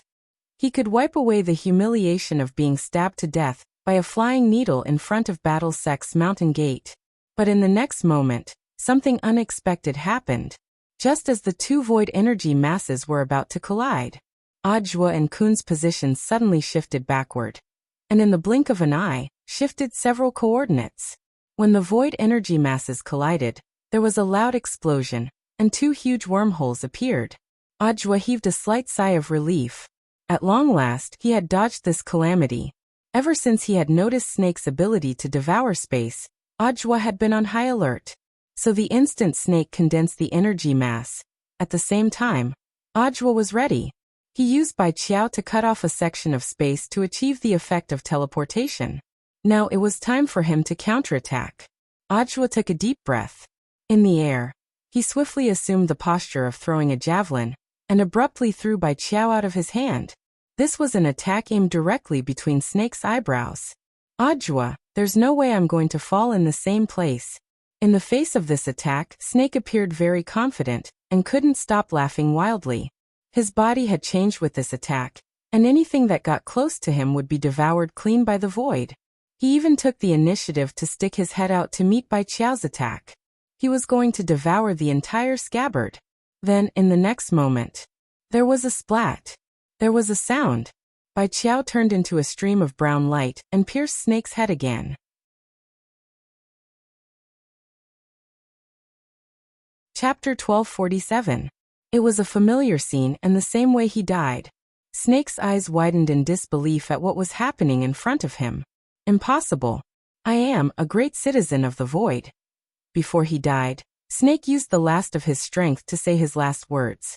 Then there was a huge explosion in the sky. The nearby space was destroyed along with it, forming a massive wormhole. This was an explosion that occurred after a hollow died, and it was extremely powerful. Any cultivator from Earth below the level of true immortal would undoubtedly die in the aftermath. Looking at this, Audiobook and Keon trembled. This was yet another discovery about the hollow. Without a physical body, a pure hollow wouldn't explode after death. But if an Earth cultivator who had been invaded by a hollow died along with it, it would cause an explosion similar to a backlash from the void. So if they wanted to kill a hollow, the safest way was to force the hollow out of the human body, and then think of a way to kill it. Audiobook felt that it was necessary to report this to the front line. If the Arcane Church decided to give up, the cultivators on Earth who had already been invaded would be natural time bombs. Mr. Keon, do you have any impression of the person Snake is occupying? Audiobook took out the notebook in his suit jacket. Using the impression projection spell, he projected Snake's changed appearance onto the notebook. Audiobook was already very familiar with this impression projection spell. A person with a rich imagination could even use this technique to create a comic, and it wouldn't be a dream at all. He could go wherever he wanted to go. I never thought Snake would actually give up his human identity and become a hollow. Keon sighed endlessly.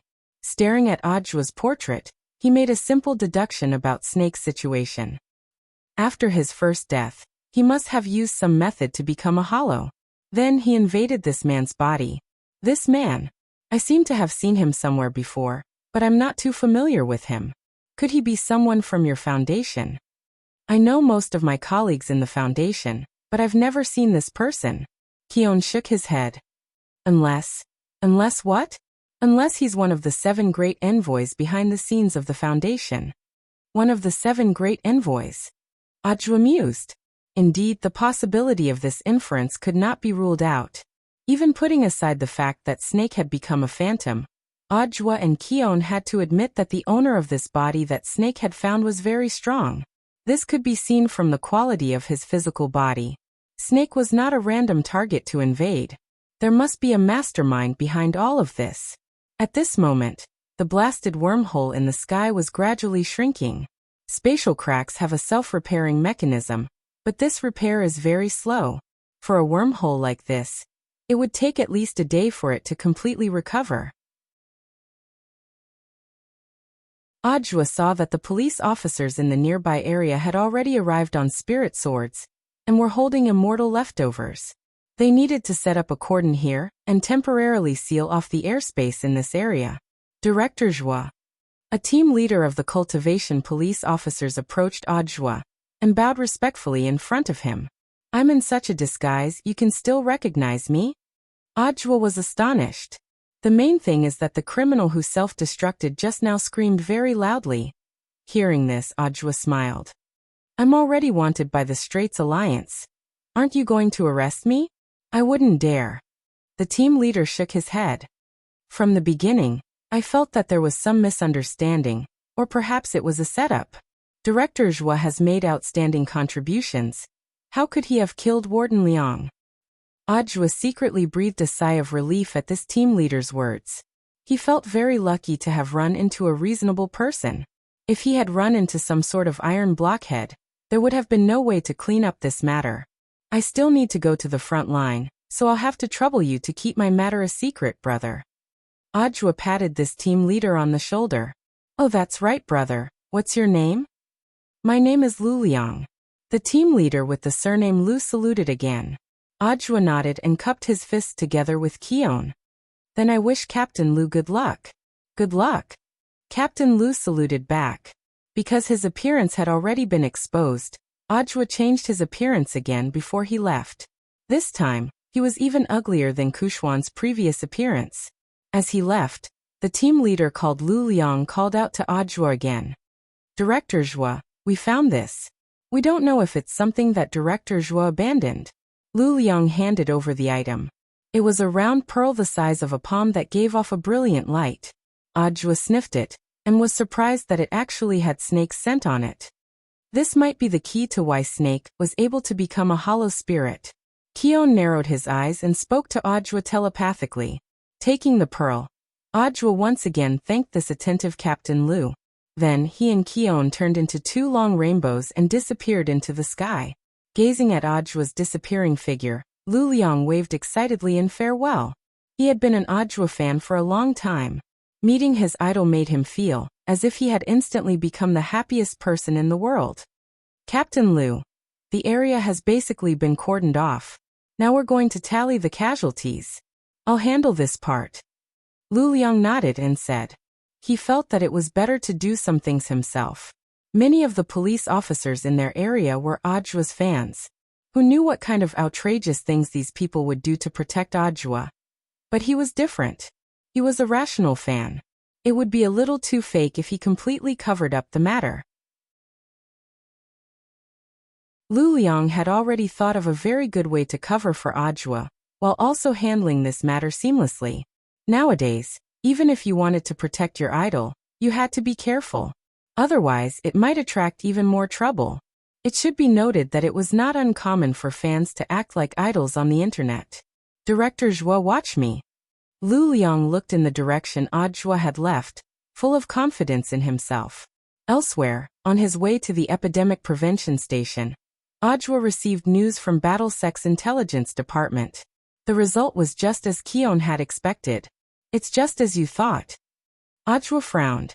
Who on earth is this person? The president of Mishio Nation's Apollo Charity Association, Apollo Deliman. And this person's true identity is the Sun emissary of the Foundation's 7 major ambassadors. It's actually him. Now Keon finally recalled the identity of this person. He sighed. Apollo Deliman. This is a man with a strong sense of justice. The charity association he established spends a lot of money every year to help people in distress. He's indeed like the sun, radiating his own light and heat. In Keon's opinion, Deliman was a very low-key person who contributed silently, but rarely appeared in the news. Thus, Keon had always been very vague about Deliman's face, but he was especially familiar with this name. Deliman was one of his idols. He marveled at Deliman's character. It was also Deliman who had told him.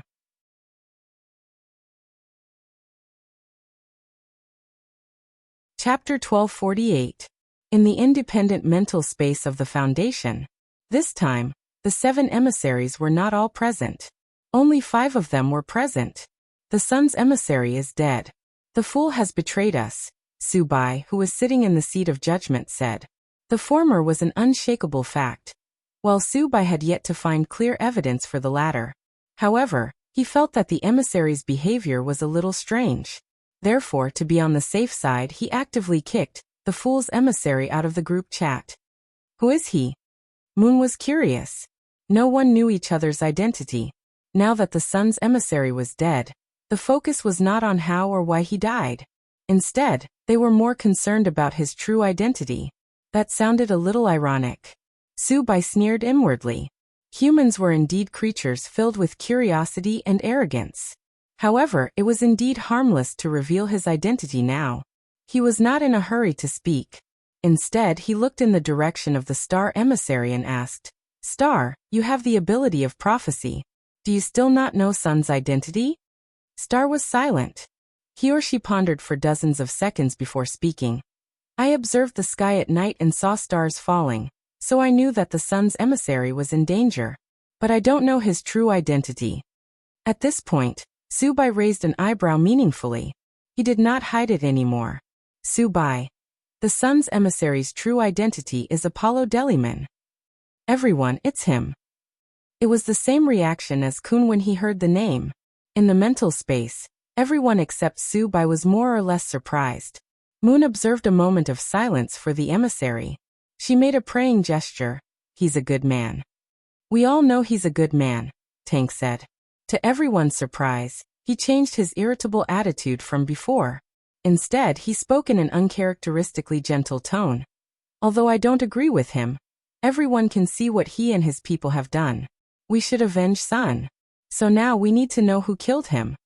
At this moment, Subai, who was sitting in the seat of judgment, knew that the meeting had finally reached its climax. He did not hesitate to announce the man who killed Sunday. With a light turn of the magic ball, a man's holographic projection immediately appeared in front of everyone. You all know this person, right? Subai's voice was calm. He and Tank had worked together to stir up the emotions of the others. It's him. Ajwa. Tank angrily pounded the table. In fact, he already knew the answer last night. But as an outstanding actor, Tank had dedicated his entire life's worth of acting skills. It could be said that his performance was thorough, meticulous, and incisive. The manic Tank's behavior surprised everyone. They never expected him to have such a gentle side to him. Deliman has always been passionate about charity. He devoted his life's efforts to helping those suffering. Tank's voice sounded a little choked up. This was a technique that he had spent the whole night honing. Anyway, in this spiritual space, everyone was a mass of black shadows, and their expressions could not be seen clearly. Therefore, he only needed to concentrate on the shaping of his voice. When Subai heard War Chariot sobbing, he sighed inwardly. He felt that Tank had the potential to become the champion of his voice in the arena. Everyone, we must do something for the sun. We can't let the corpse of this great philanthropist be left out in the cold forever in a foreign country. Tank stood up excitedly. Kill Ajwa. Avenge the sun. The moon emissary had always been very gentle, but she was easily swayed by her emotions. As a nun sent to the mortal world by God, she probably shouldn't have such a strong desire for revenge. But now, guided by Tank's emotions, she also felt pity for the dead Deliman. So very quickly, the moon emissary also expressed her opinion. This devil must be punished. God will definitely give him the punishment he deserves. Her words were very subtle. But the truth was that she was already on Tank's side. The general trend was set. This meeting was a war of condemnation for Deliman, the sun emissary. The perfect teamwork between Su Bai and Tank evoked the emotions of almost everyone present. This was also the first time that everyone had spoken in unison. Then, as everyone has voted, this foundation meeting has voted to crusade against Audiobook. Unanimous. Su Bai, who had the overall situation under his control, dropped his gavel from his seat. Everything was going according to his plan, including Snake's plan to invade the body of the sun emissary after becoming a phantom, including Snake's plan to seek revenge on Audiobook, and Kiorn after fusing perfectly with the body. Of course, there was also Snake's death in battle and Audiobook picking up the void magic ball. All of this was within Su Bai's expectations. Now, there's only one step left before we start preparing for war. In the ancient castle, Su Bai tasted the red medicine soup. He wanted to borrow the hands of the other people in the foundation to kill Audiobook. After obtaining the void magic ball, Audiobook would become a phantom. At the Epidemic Prevention Center station in the western suburbs of Songhai City, like an eggshell, an enormous barrier perfectly formed an impenetrable defense line. There was only one entrance and exit to the barrier, and everyone who went in and out had to be tested. Inside the barrier was a temporary isolation hospital created using the star-shifting spell and the construction spell. It could accommodate tens of thousands of people. All the wards were independent spaces that Crispy Noodles Dao Monarch and Immortal Jin Yuan had worked together to open up. As soon as Audiobook and Kiorn entered the command center after being tested, Silian Junren, who had been waiting outside the building for a long time, quickly approached them. This is bad. Silian Junren's expression was a little unsightly. Tell me what happened. Audiobook took Silian Junren to a secret place. I just received news that Senior Immortal has been detained by the main alliance, Silian Junren said. Audiobook frowned slightly at this news. Currently, Battle Sect was on the same side as Huaguo Water Curtain Group, and was completely on the head of state's side. So it was certain that the people who had detained grenade-throwing Senior Immortal were the second force in the main alliance. Senior Immortal won't fall for it so easily. Maybe he's thinking of a way to lure out the mastermind behind this second force. Audiobook's thoughts raced as he felt that there was something fishy behind this. Senior Immortal is right. There's no need to worry for the time being. I have something that I need Senior Immortal Toya to appraise. Saying this, Audiobook took out the magic ball that Captain Lu Liang had picked up earlier. What's this? Silian Junren was curious. An equipment dropped after killing a phantom.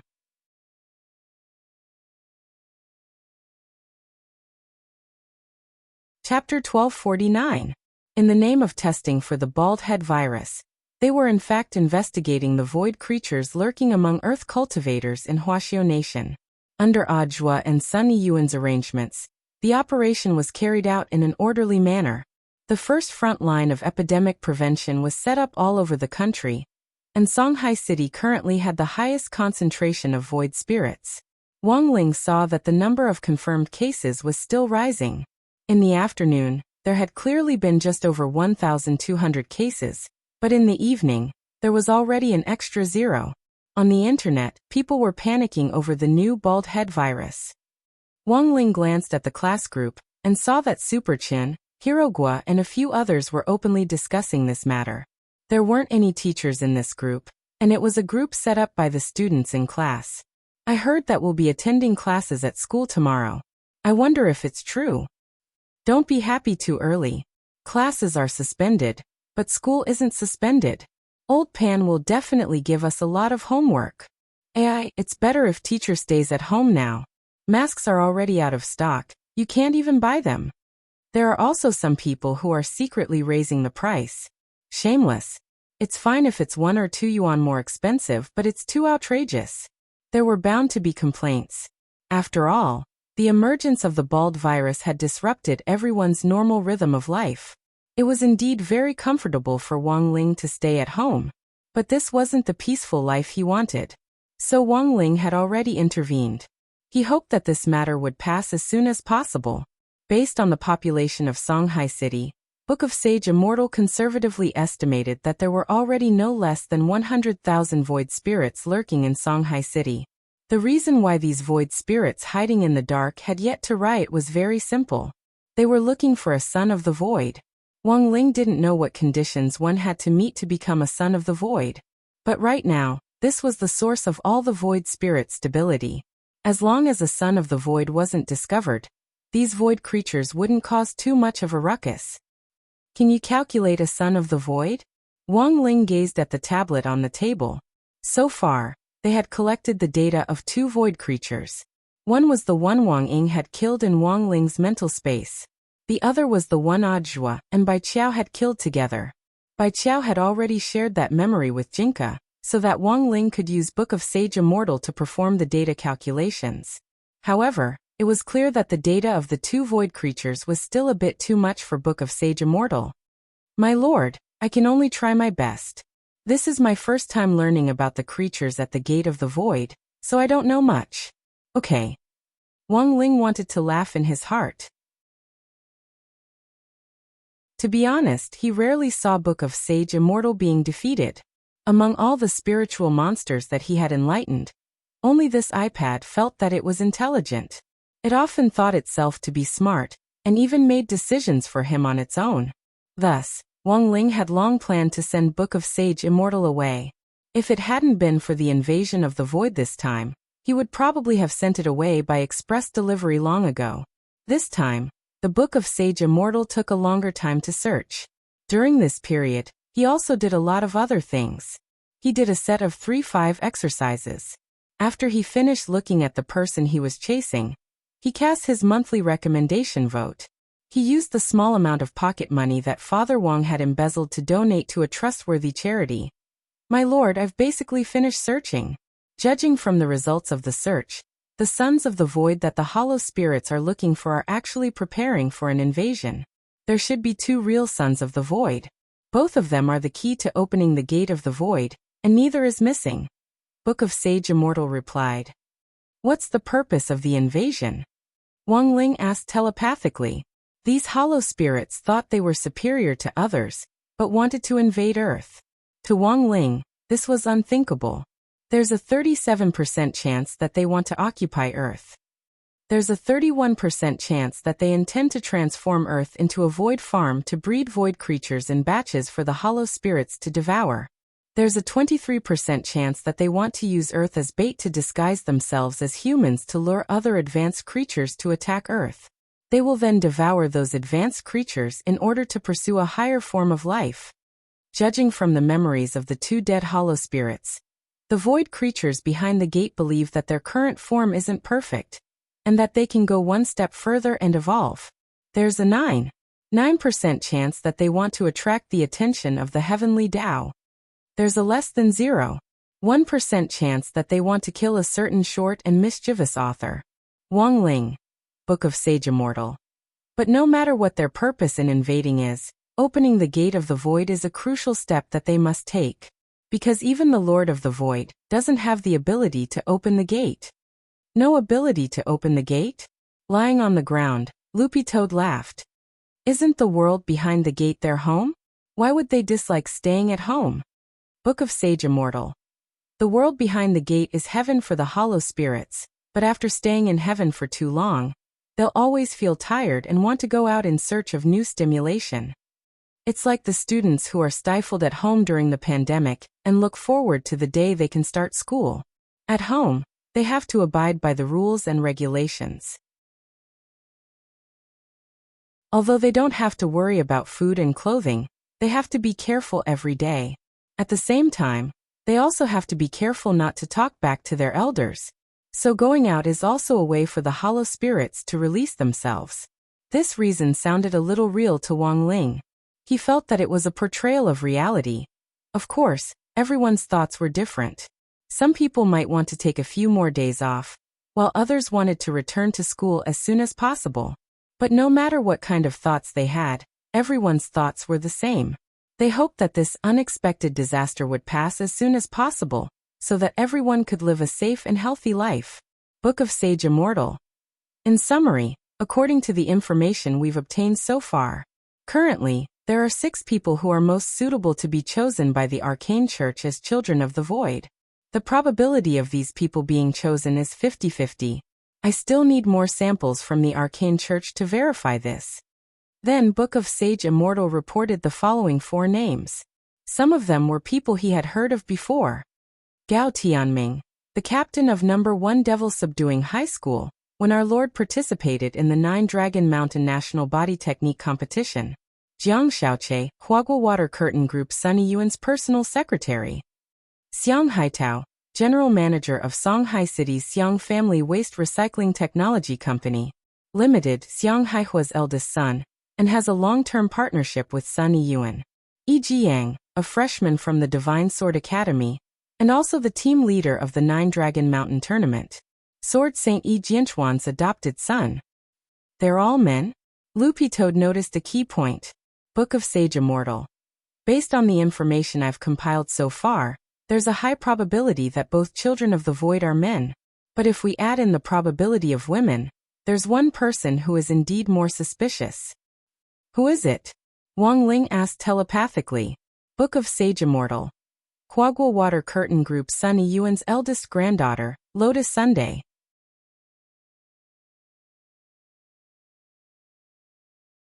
Chapter 1250. Book of Sage Immortal's words actually reminded him of something. A so-called son of the void might not necessarily be a man, and there was a certain probability that Lotus Sun was a son of the void. After the 9 Dragon Mountain National Body Technique Exchange competition, Lotus Sun clearly hadn't been injured, but she was still heavily protected by the corporation. According to Old Antique, she would even take a break from school to recuperate for a period of time. Perhaps Old Man Sun had already sensed that there might be something wrong with her. But for now, this was just Wang Ling's speculation.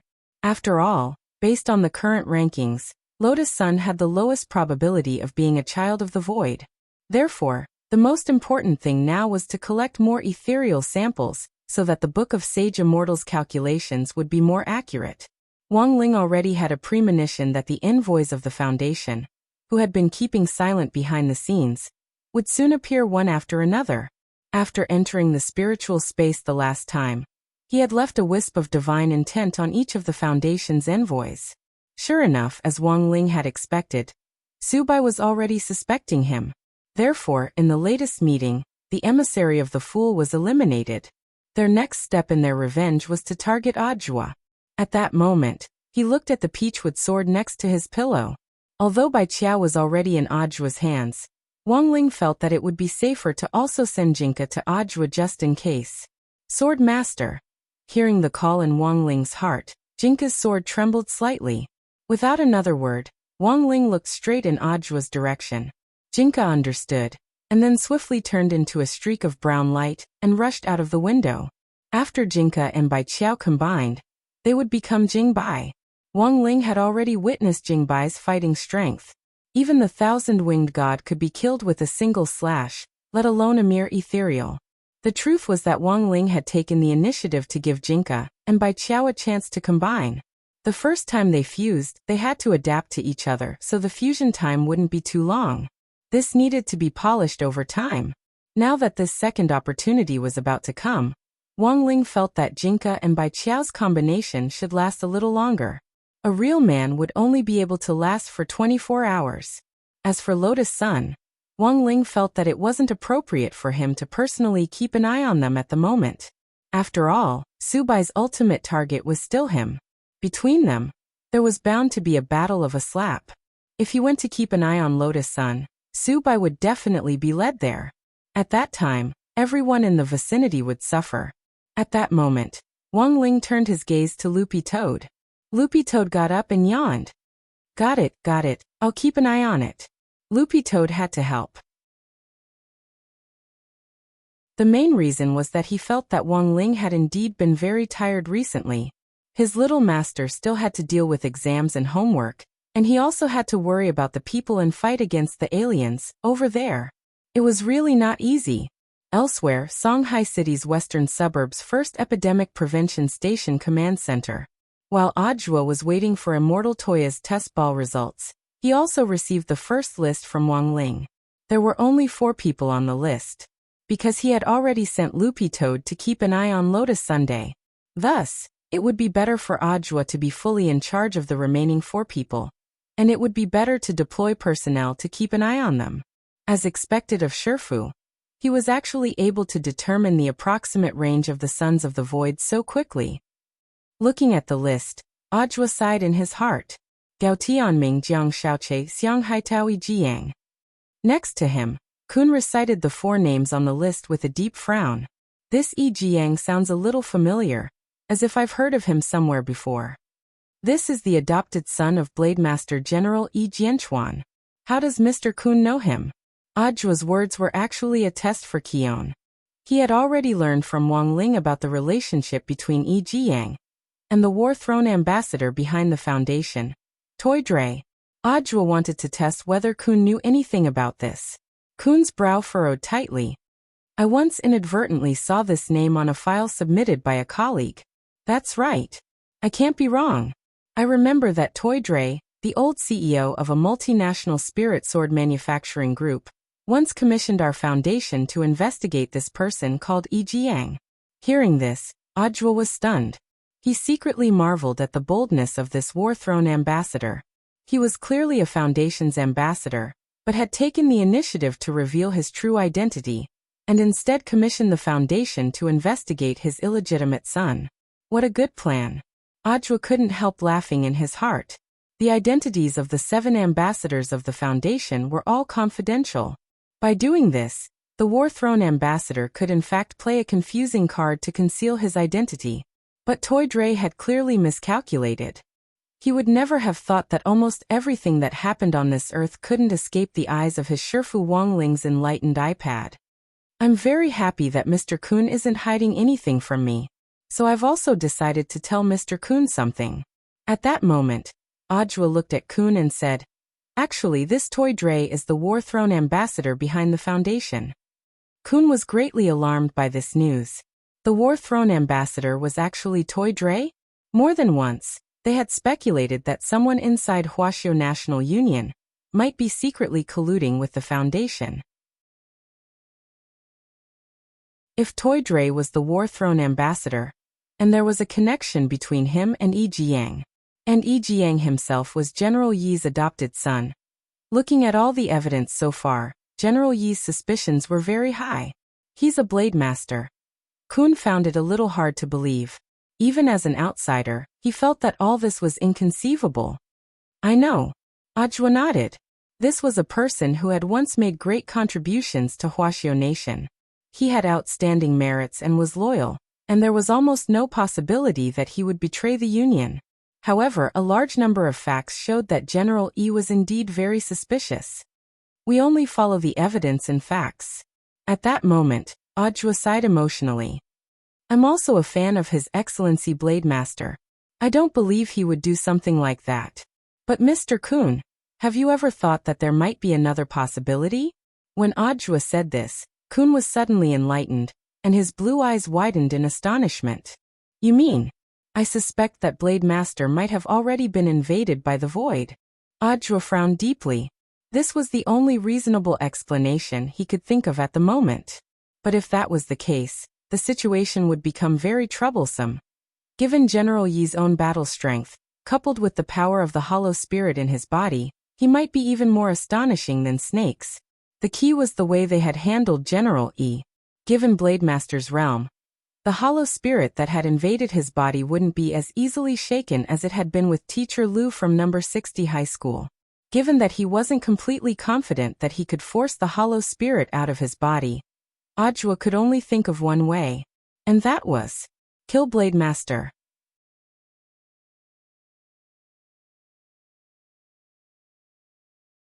Chapter 1251. Killing the Sword Saint was a decision made out of desperation, but whether or not he had the courage to carry it out was another matter. This was a matter of great importance, and Ajwa didn't dare act rashly. Furthermore, Senior Immortal from the Union had been detained, So the second wave of power in the Union was represented by Blademaster. Given Senior Immortal's strength, it was impossible for him not to have sensed General Yi's abnormality. It was likely that they were still in the middle of negotiating. At this point, the situation gradually became clear, and Ajwa now began to understand why the head of state had chosen Huagua Water Curtain Group. The fact that one of the 10 generals had been invaded by the Void was a serious matter of utmost secrecy. If the head of state had chosen to act directly, it might have exposed this matter even more quickly, or even blown up. Once it got out, some unscrupulous media in the border country would exaggerate, add fuel to the fire, and create a story out of nothing, which would definitely cause a certain degree of panic. Thus, this matter could only be handled coldly by a third party. It was just that the head of state had overlooked one thing, and that was Battlesec's variable. In this silent war, Battlesec's blade had not only directly disrupted this barbed wolf inside the Union, it had also disrupted the rhythm of the entire Foundation. But the head of state didn't stop Battlesect. The fact that Battlesect could form an alliance with Huagua Water Curtain Group so quickly meant that it had probably received the head of state's instructions behind the scenes. This was good news. It proved that the head of state still had a positive attitude toward Battlesec's current joint operation with Huagua Water Curtain Group. Mr. Zhua, what should we do next? Seeing Ajwa frowning in thought, even if he didn't say it now, Keon could imagine the tangled web of relationships behind it. Stay here and wait for the results, Mr. Keon. Once the Magic Ball's investigation report comes out, find a way to let me know, Ajwa said as he looked at Keon. Then where are you going, Mr. Zhua? My Shifu deduced that the Foundation will definitely come looking for me for revenge. I have to get out of here quickly. Because of Snake. I'm afraid so. Ajwa nodded. Judging from the information provided by Wang Ling's Shifu, the Foundation's envoys were on their way. Tonight at the earliest, tomorrow morning at the latest, the experts dispatched by the Foundation would all arrive.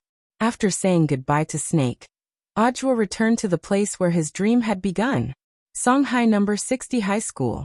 Tomorrow, all the schools in Songhai City would be closed for 3 days, and all the teaching staff would be evacuated. Now that the school was empty, it was the perfect place to fight. At that moment, Ajwa held Jinka in his left hand and Bai Qiao in his right. He sensed the immense spirit power emanating from the sword, which was like a tsunami of stars. After carefully sensing it, Ajwa actually saw the endless dazzling Milky Way ribbons.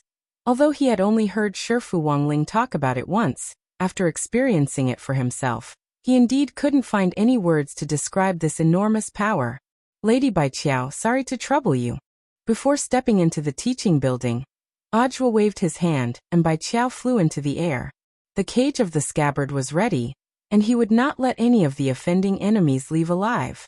Those who offend my Huaxiao nation will be punished no matter how far away they are. Then he went to the headmaster's office and sat in Headmaster Chen's seat. Who knew if Headmaster Chen, this stingy guy, had predicted that there would be a battle at number 60 high, but he had actually removed everything from his headmaster's office, not even leaving the water dispenser behind. Looking at the empty headmaster's office, Ajwa could only wait by the window. At around 10 o'clock in the evening, an unfamiliar aura stepped into number 60 high from the school gate. There was an irritable smell in this aura, and Ajwa could smell gunpowder from afar. The streetlights in the school square illuminated the figure of a man. It was a man with a snow-white beard. His posture was straight and tall, and his body was burly. He was at least 2 meters tall. Toidly. Ajwa stared at the man who had suddenly appeared in number 60 high school square. He checked the information which Book of Sage Immortal had given him on his phone, and confirmed that the man in front of him was indeed Toidly, the War Throne emissary. At that moment, standing in the square in heavy metal armor, he looked like a Western knight. The light from the streetlights reflected off his armor, and it gave off an incomparably thick, metallic glow. As expected of the War Throne emissary, you were actually able to calculate my position. Although Ajwa had been certain from the beginning that the Foundation definitely had a way to find him, he was still a little surprised to see this War Throne emissary appear. It was the Star Emissary who calculated your position. Toidly laughed. By killing the Sun Emissary, you have offended the entire Foundation. Do you think you can get away with it? In fact, your actions are also a declaration of war against the League of Nations. Apollo was a good man, and indeed didn't deserve such a fate. Audua stared at Toidley and sighed. It looks like you don't know what on earth happened to Apollo. Toidley shook his head, and had no intention of listening to Audua's explanation.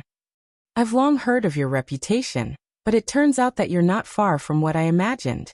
Not only is your realm low, you're only at the golden core stage, and you have a glib tongue that makes people laugh. I realize that the people of your foundation speak Mandarin very well.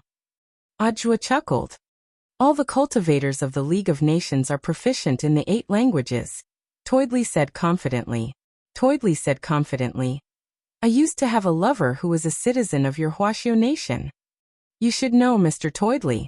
The lady you're intimate with gave birth to a son for you. Audua stared at Toidley.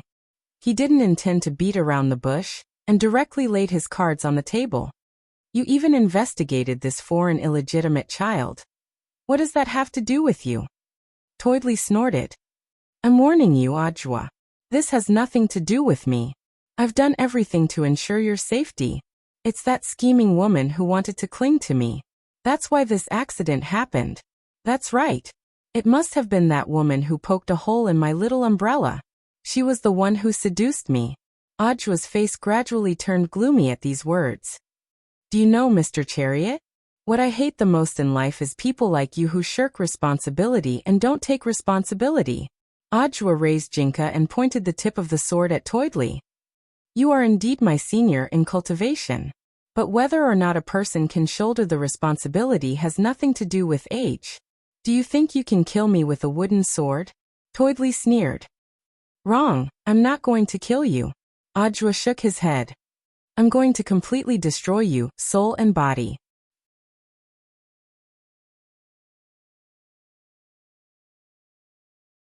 Chapter 1252.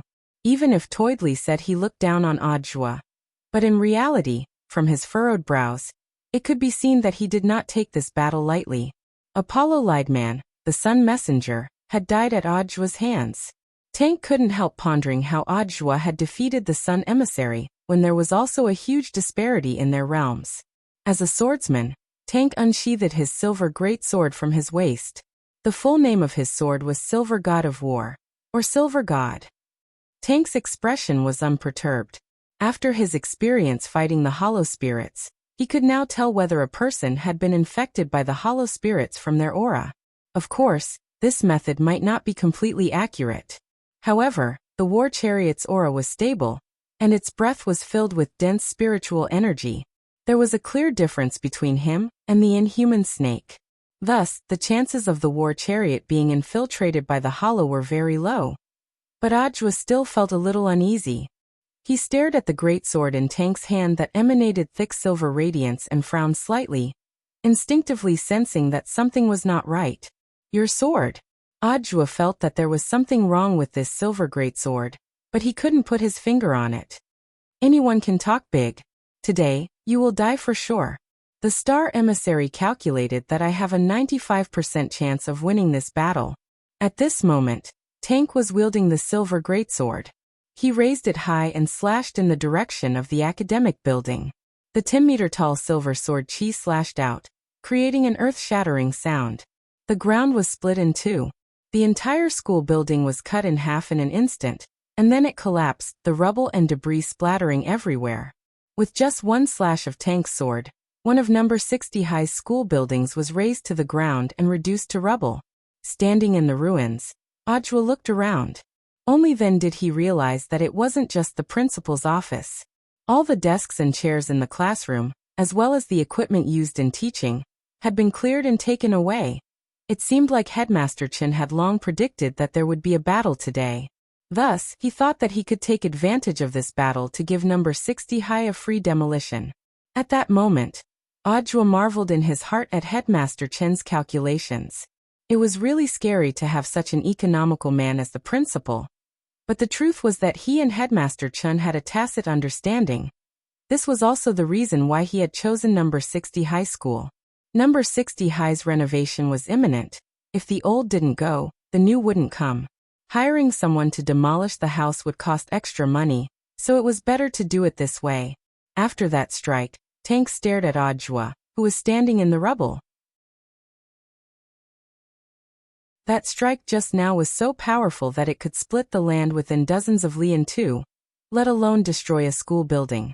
But what surprised Tank was that his blade aura was blocked by a barrier when it reached the back of the teaching block. Then, his powerful sword chi melted into the barrier like a clay ox disappearing into the sea. What was that thing? The war chariot emissary felt a little apprehensive. After seeing the silver greatsword's astonishing destructive power, Audiobook was glad that his plan to have Senior Bai Qiao turn into a sword sheath cage to surround number 60 high school had been correct. This cage could only be entered, but not exited. Moreover, it could block all the energy, preventing their battle from spreading to other places. As expected of a foundation under the alliance, any random emissary has the battle strength of a true immortal. Audiobook just smiled faintly. In all fairness, I think SBP is a very promising organization. You once established this foundation to expose the truth. But now, you've deviated from your original intentions and have become an organization that buries the truth. If everyone in your organization was like Mr. Klein and had the sincerity to pursue the truth, there wouldn't be so many problems now. Hearing this, Tank was blank and didn't say anything.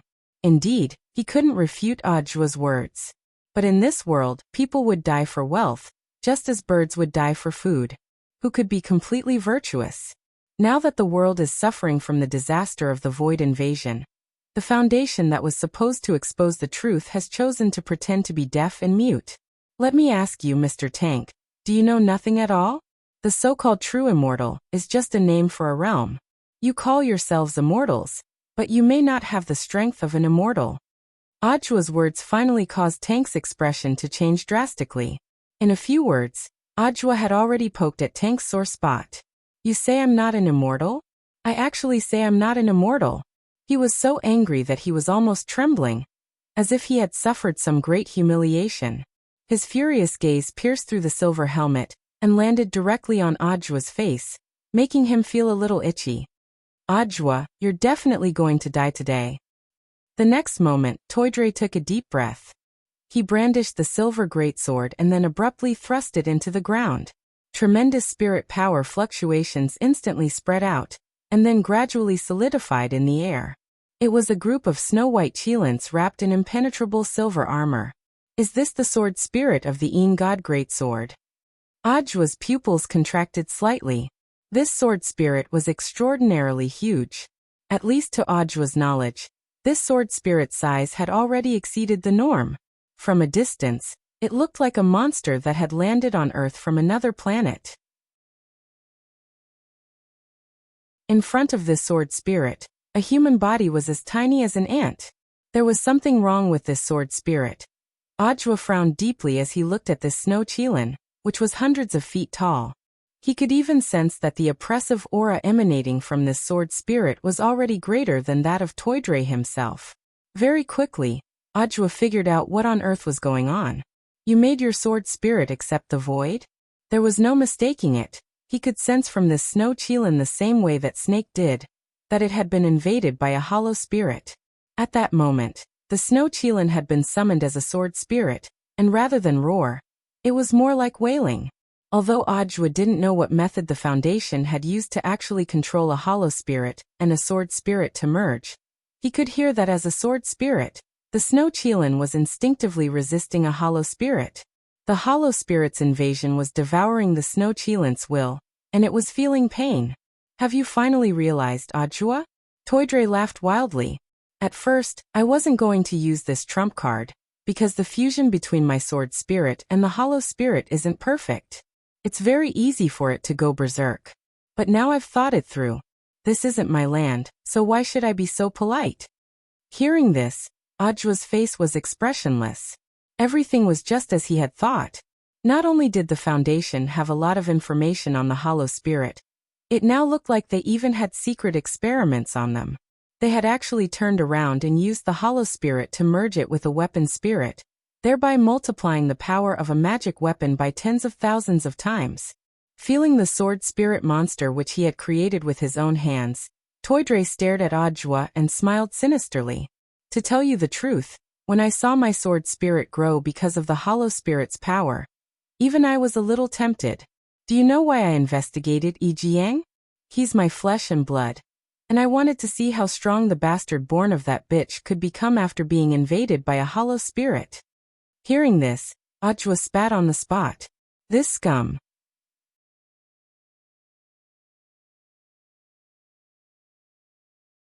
Chapter 1253. On a high-rise building dozens of meters away from number 60 High's battlefield, a beautiful and dignified nun with a veil gazed at the battle in front of her. She had been brought here 3 minutes after Tank had arrived. She had wanted to directly go in and declare war on Audua, but the battle between Tank and Audua had already begun. Thus Moon decided to stay on the side and watch, and collect information on Audua in passing. At that moment, a young man's voice rang out from behind Moon. Mother Teresa, you really are the Moon emissary. Mother Teresa wanted to turn around, but the voice stopped her.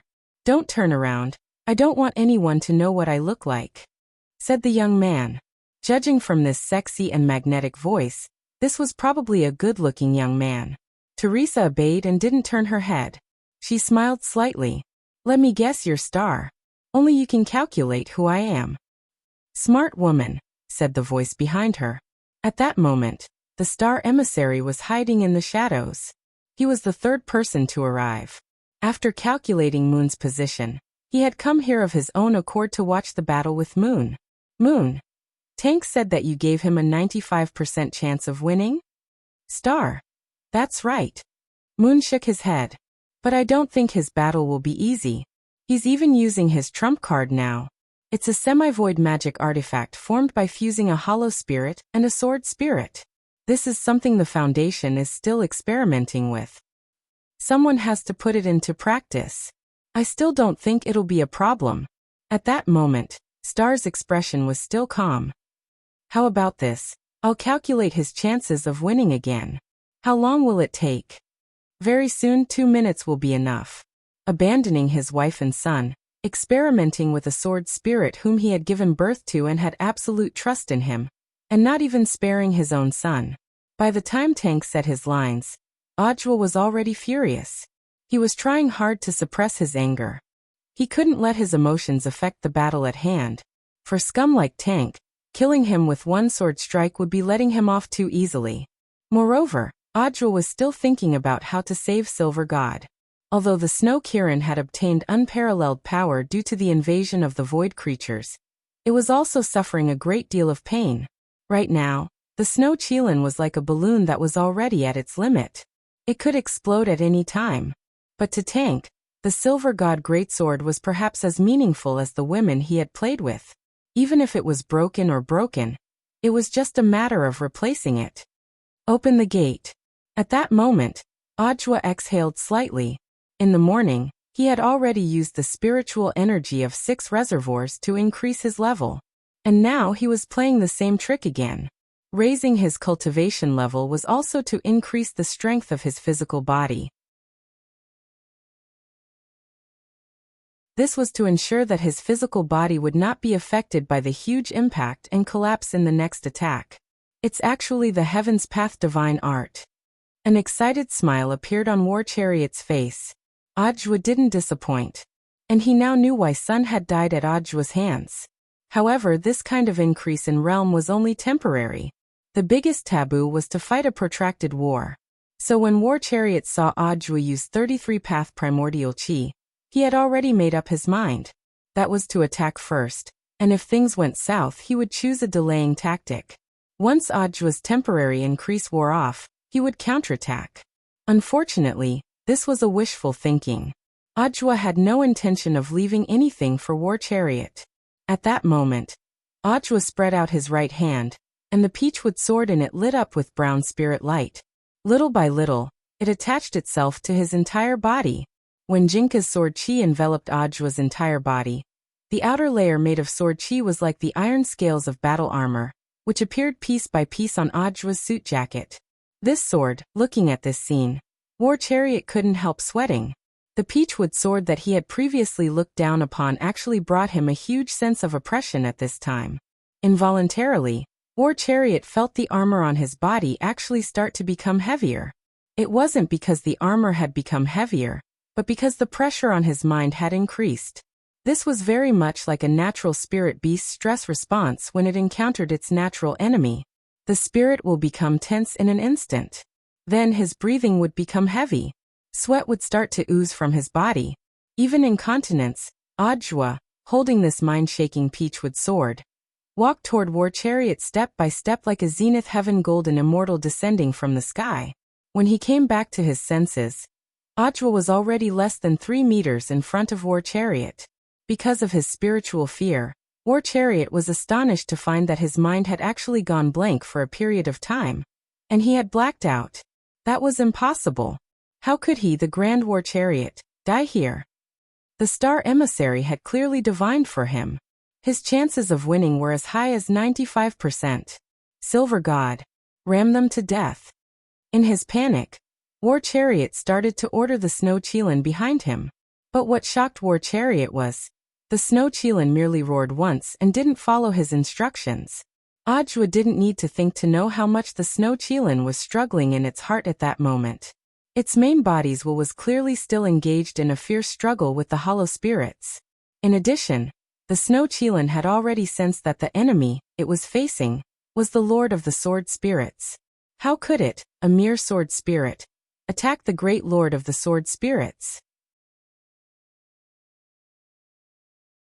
The snow Qilin's strong desire to live caused its mental state to collapse even further, and it started to struggle with the hollow spirits that had invaded its body for the will of the spiritual space. Roar! After an earth-shattering roar, the snow Qilin raised its front hooves, but it wasn't aiming at Audiobook. Its front hooves slammed down hard on the top of War Chariot's head. Damn it! Damn it! I'm your master! Aren't you afraid of the backlash from the contract? Toidley would never have dreamed that this would actually happen.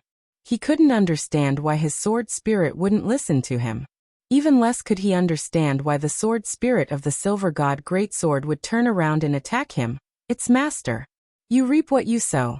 At that moment, Audiobook's lips curled up slightly. In front of the Lord of the Sword Spirits, any identity as a sword master was useless.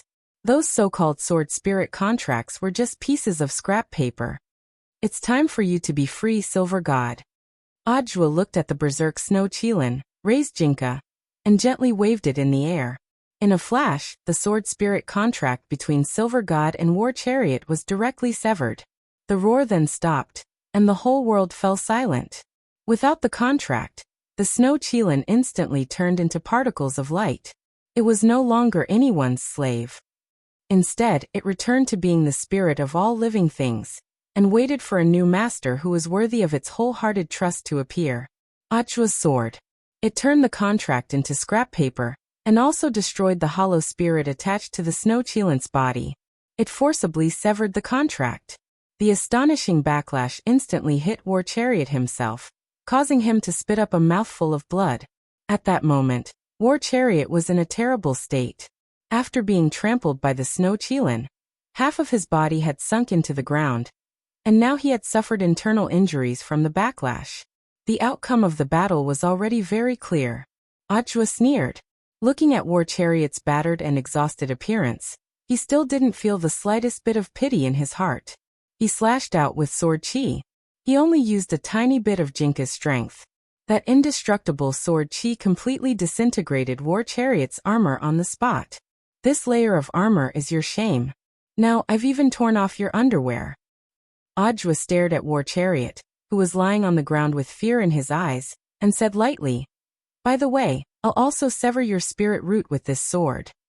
The whole process took less than 2 minutes, and the battle was already over. On the other side of the tall building, the star emissary cried out in alarm, "Impossible! What the hell is this?" He was frightened by the huge variable in his deduction.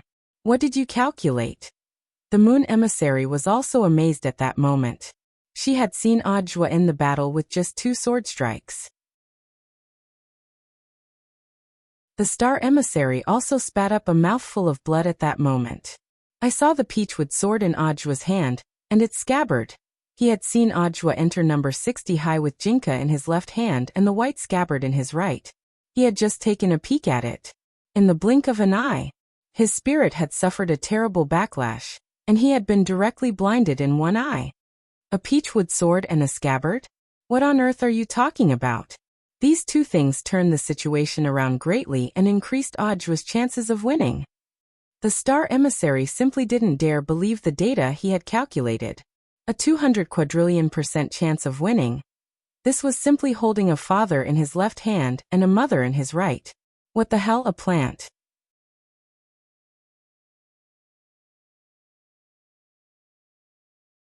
Chapter 1254.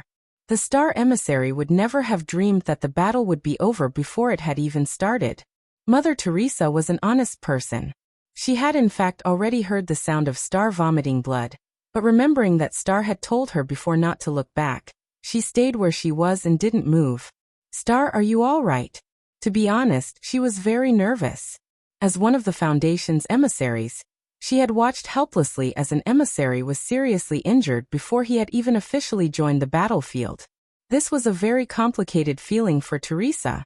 Was this Audjua a monster? If you need my help, just ask. I have some healing methods, Teresa said.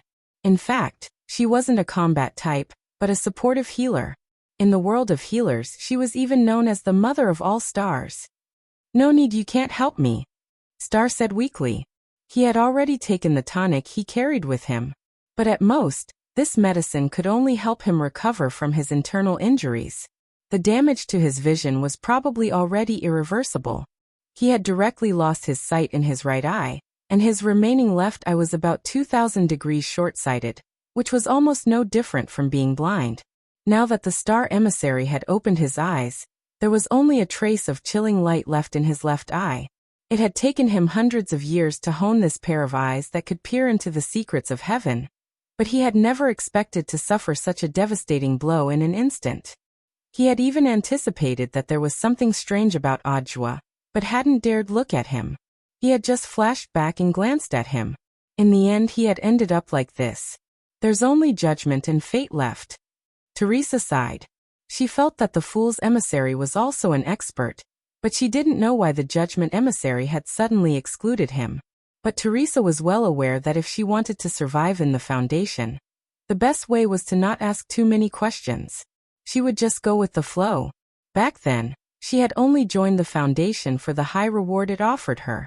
The wisest choice was to protect herself for the sake of the reward.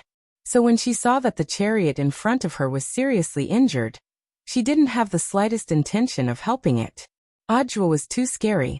Going up now would be courting death. Nowadays, the judgment emissary basically had the final say in the Foundation. Teresa didn't think it was worth risking her life to save a chariot.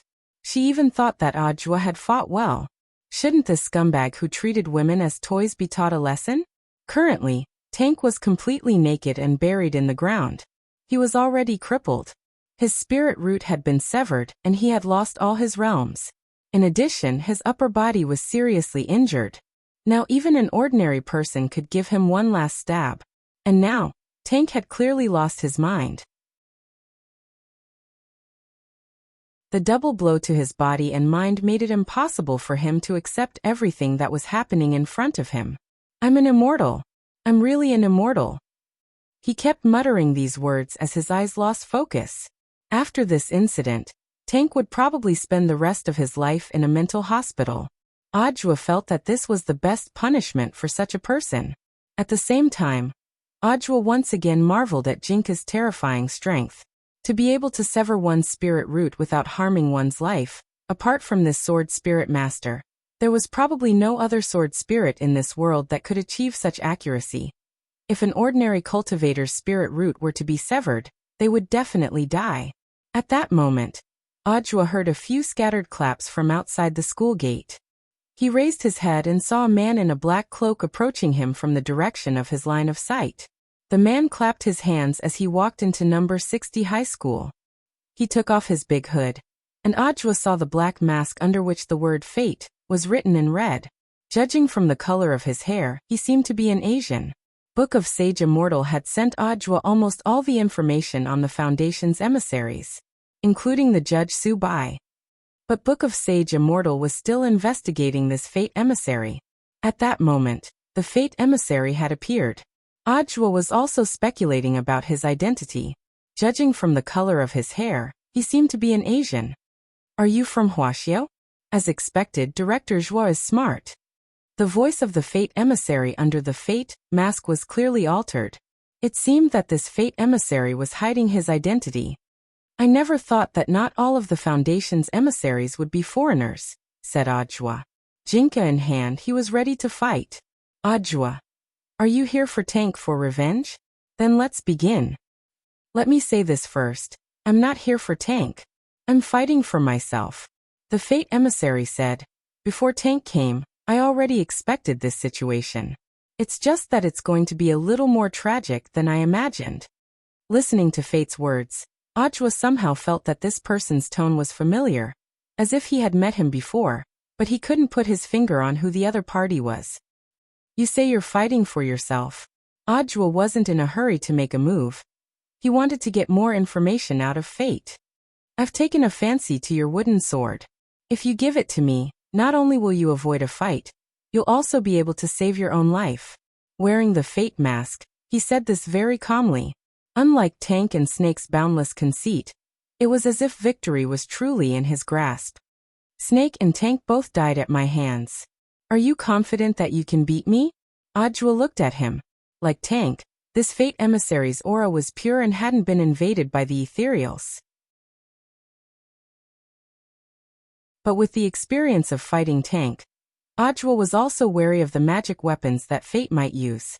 The people of the Foundation were a bunch of lunatics. God knew if Fate had injected the ethereal into its magic instrument or not. Don't worry, I'm not like a despicable person like Tank. I'm truly capable. The Fate emissary stepped forward at that moment. He then took out his weapon, which was an emerald green bamboo. The bamboo had been shaved to a very sharp point, like a blade. Under the faint light, its entire body exuded a luster similar to that of amber glass. Audua was instantly on guard. The greatest truths were simple.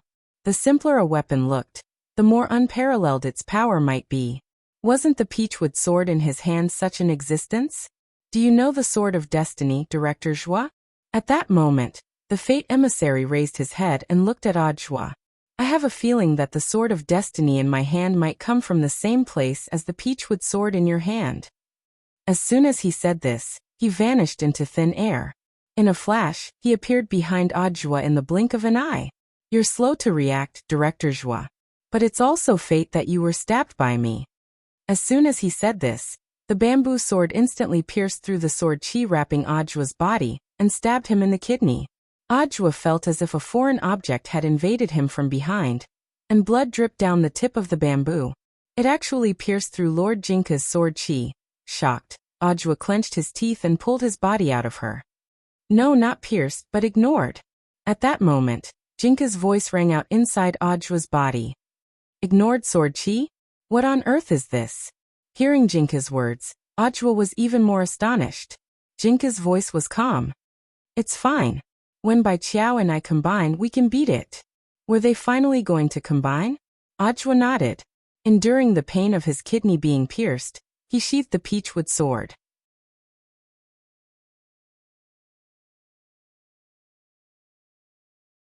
Chapter 1255. Audua believed that there were very few magic weapons in the world that could ignore sword chi, let alone Jinka's sword chi. Being hit by the bucket kidney was indeed painful, but fortunately, it did not directly injure his vitals. At that moment, the peachwood sword chi gently flowed into his wound and healed it. The kidney was a man's key, and this envoy of fate was vicious.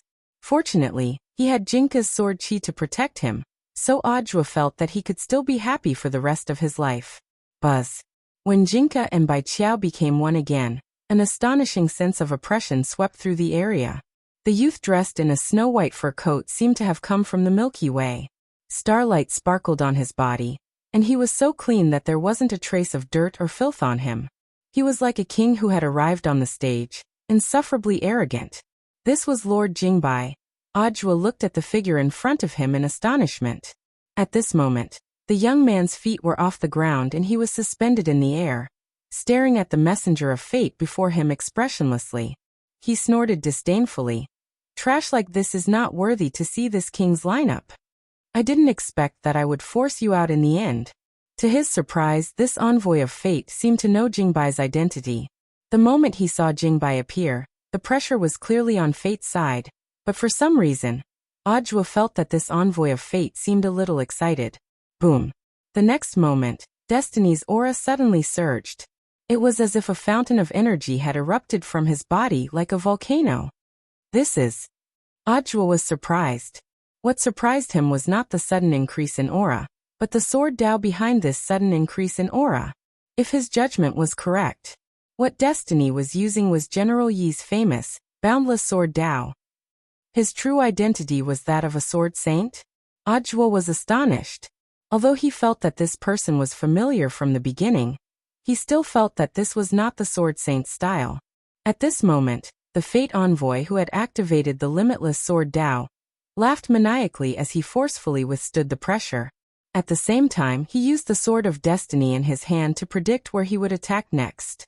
Audua, next time, I will pierce through your heart. This is all fate's arrangement.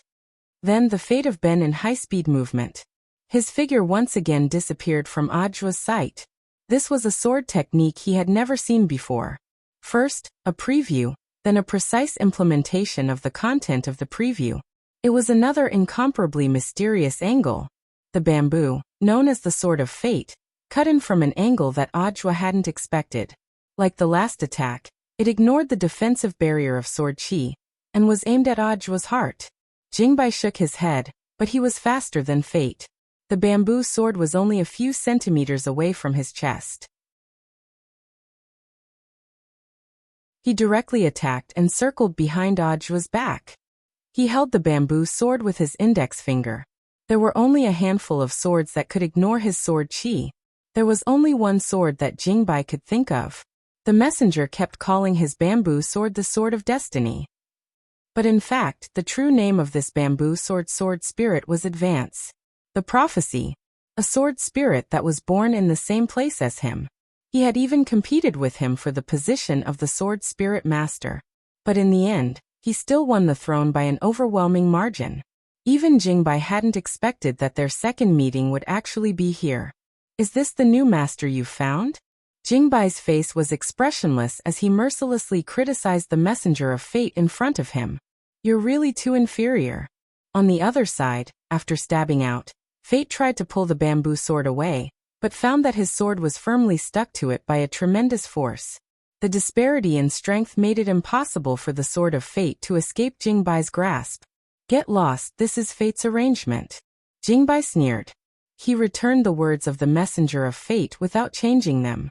A sword light shot out of Jingbai's fingertip and traveled along the bamboo sword.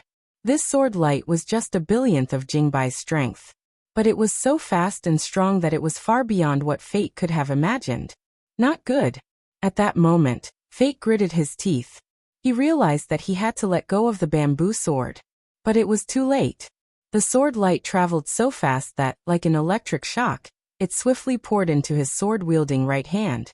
In the blink of an eye, a crushing sword intent poured directly into Fate's right fingertip and crushed everything into powder along his finger. Fate reacted swiftly. He knew that he couldn't resist such a ferocious sword intent at all. The next moment, he gritted his teeth and used the finger sword in his left hand to cut off his entire arm along his right shoulder. This was to prevent this sword intent from spreading to the rest of his body. It was only then that Fate started to fear Jingbai. The sword spirit in front of him was too powerful. At the same time, he was deeply aware. He already couldn't take this kind of attack a second time. As a swordsman, the pain of losing one's arm was something that no one could understand. Damn it! At that moment, he stared at the bamboo sword that Jingbai had snatched away, and his heart was filled with hatred. This damned liar. The sword spirit of the Sword of Fate had clearly told him that as long as he had him, he would win every battle. He had actually been swindled by a sword spirit. Winning every battle, it's all fake. Fate roared in pain at that moment. Jingbai Siji laughed when he heard this. He gripped the bamboo sword that he had snatched back from Fate with a rather surprised expression on his face. You actually told him that you would win every battle. Clearly, even Jingbai thought that this was a blatant fraud. During this period of living on Earth, Jingbai knew that there were phone scams and text scams on Earth. The sword spirit's deception. This was the first time he had heard of it. The bamboo shook slightly in Jingbai's hand, as if in response to his question. Audiobook felt that after this sword of destiny fell into Jingbai's hands, it would be a different story. She was extremely obedient. A few seconds later, after knowing the truth, Jingbai raised his head and stared at the envoys of fate in front of him, who were dizzy with rage. He didn't lie to you, Jingbai said. From the very beginning, the forecast was very clear. He is below 1 spirit but above 10,000 spirits. He is victorious in every battle. Realization instantly dawned on Audiobook. It turned out that this messenger of destiny was too excited when he picked up the heaven-defying bamboo sword, and only heard the last 4 words. 10,000 battles, 10,000 victories. Listening to the whole sentence, it was indeed not a scam. Above all living beings, with this as a prerequisite, it could indeed be described as 10,000 battles and 10,000 victories. But perhaps even Zhu Jian himself would not have thought of it. The new master he had decided on. He had actually directly led him to the only man he couldn't beat. Sure enough, all of this had been arranged by fate. Take off your mask, Fate. At that moment, Audiobook looked at the man in front of him who was deeply involved in the sword spirit's deception. He felt that this envoy of fate's true identity was either he was Blade Master, or he was someone who was very close to Blade Master. Could it be evil sword god? But this guy was still playing landlord in prison.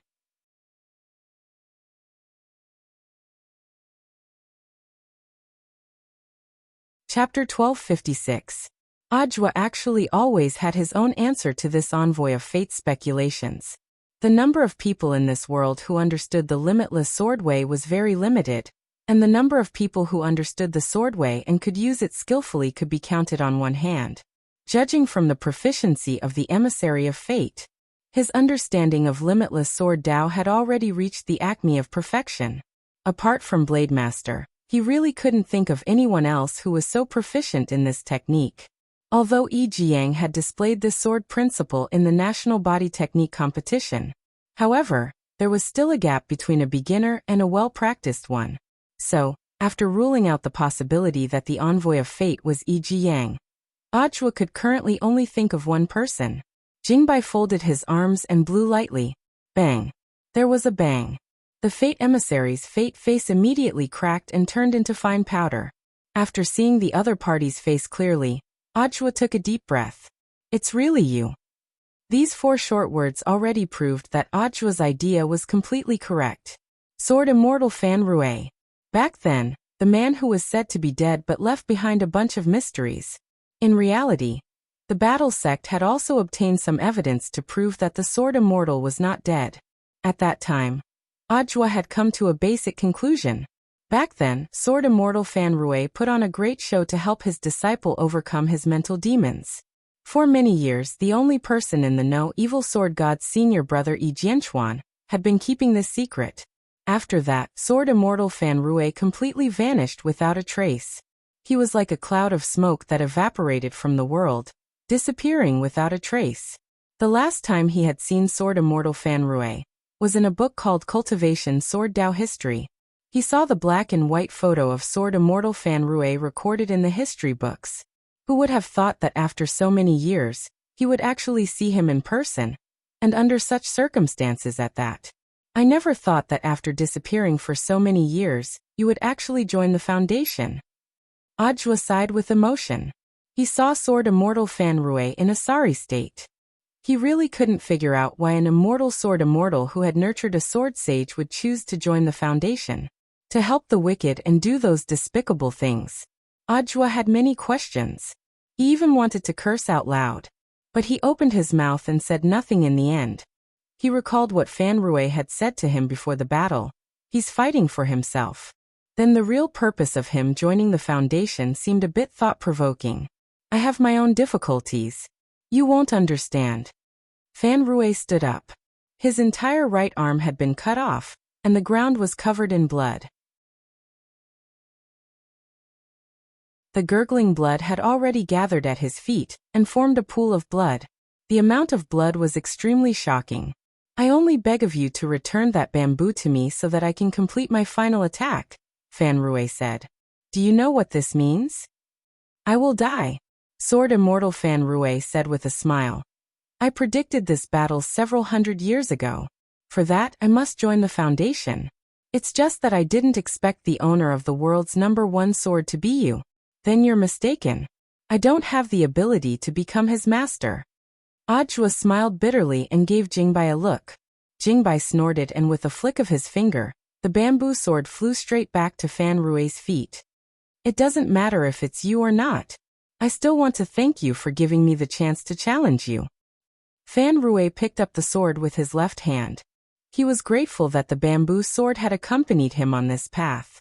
At the same time, Fan Rui was well aware that his behavior wasn't something that ordinary people could understand. But it didn't matter. He had been fighting for himself all this time. At that moment, Sword Immortal took a deep breath and was ready for his final attack. Boundless Sword Dao all out. As soon as he said that, powerful sword chi surged out of Sword Immortal's body. For a moment, the ground around Fan Rui was hit by the sword chi, leaving dozens of deep ravines. This sword chi almost blotted out the sky and the earth, like a raging tsunami. Audiobook was astonished by such an astonishing amount. The man in front of him was indeed as strong as written in the history textbook he had read, and there was nothing exaggerated about it. However, this strength was only limited to the strength on earth. No matter how strong Sword Immortal Fan Rui's aura was, it was still just a drop in the ocean compared to Jingbai. The next moment, he roared and charged forward. He was as fast as lightning. In a short period of time, Fan Rui used the power of Boundless Sword Dao to turn the bamboo sword in his hand into thousands of them. He had actually transformed Sword Intent into thousands of them. At that moment, all that was left in Audiobook's heart was astonishment. If Jingbai wasn't here, even if Audiobook's reservoir was all out, he might not be Fan Rui's match. Faced with the thousands of bamboo swords that were about to reach him, Jingbai simply flicked his sleeve to create a sword barrier in front of him. The brown spirit sword barrier turned into a solid shield that kept the thousands of bamboo swords at bay, preventing Fan Rui from getting any closer. The disparity in strength was still there. If this goes on, you'll die from the backlash. Jingbai looked at the man in front of him. In fact, he also didn't quite understand the other party's actions, which were like moths flying into a flame. Perhaps for someone who had pursued Sword Dao all his life, dying under the world's #1 sword could be considered a kind of romance? Jingbai was expressionless. He acted according to orders and didn't have the slightest bit of mercy for Fan Rui. On the other side, Fan Rui was also doing his best to use the bamboo sword in his hand to take a step forward. The tip of his sword extended forward at a speed of a few millimeters, which could almost be described as minuscule. Audiobook didn't know what on earth Fan Rui's objective was. As time passed, he saw that Sword Immortal Fan Rui's body was already starting to crumble under the pressure of the sword barrier's backlash. Starting from the fingertips of his left hand, it turned into fine powder little by little. I've already won this battle. A few seconds later, Fan Rui laughed heartily. This man had completely disappeared from the face of the earth. It wasn't until then that Jingbai's pupils contracted. He already understood the real reason why Fan Rui had challenged him like Quafu chasing the sun. In a sense, that's indeed the case, Jingbai said expressionlessly. What does Lord Jingbai mean? Audiobook didn't understand. Fan Rui clearly has a stronger Sword Dao, so why does he keep using his disciple's famous technique in battle? Jingbai said. Audiobook was a little enlightened at this point. Indeed, as a sword immortal, Fan Rui's Sword Dao was also superb. But he had been using General Yi's unique, boundless Sword Dao for all his attacks just now. There had to be a deeper meaning behind this. In terms of Sword Dao, he's indeed a lunatic. Jingbai gave his final evaluation of Fan Rui's behavior. He never thought that Fan Rui would actually turn around and use him. By challenging him, the world's #1 swordsman, Fan Rui had fused himself with Boundless Sword Dao, and turned it into the intent of Boundless Sword Dao. In other words, after Fan Rui's seemingly moth-to-the-flame challenge ended, Boundless Sword Dao had officially become a branch of Sword Dao and Heavenly Dao. This had been Fan Rui's goal from the very beginning. After listening to Jingbai's explanation, Audua was suddenly enlightened. Perhaps this was Fan Rui's way of proving his Sword Dao. At the same time, he was also making a final contribution for his disciples and grand-disciples. Just like that, this envoy of the Foundation's destiny had fallen. But Audua knew that the battle wasn't over yet. "President Bai, I know you're here. Come on out." At that moment, Audua turned his gaze in one direction. In the air, a young man with a devilish smile on his face stepped out of the crack.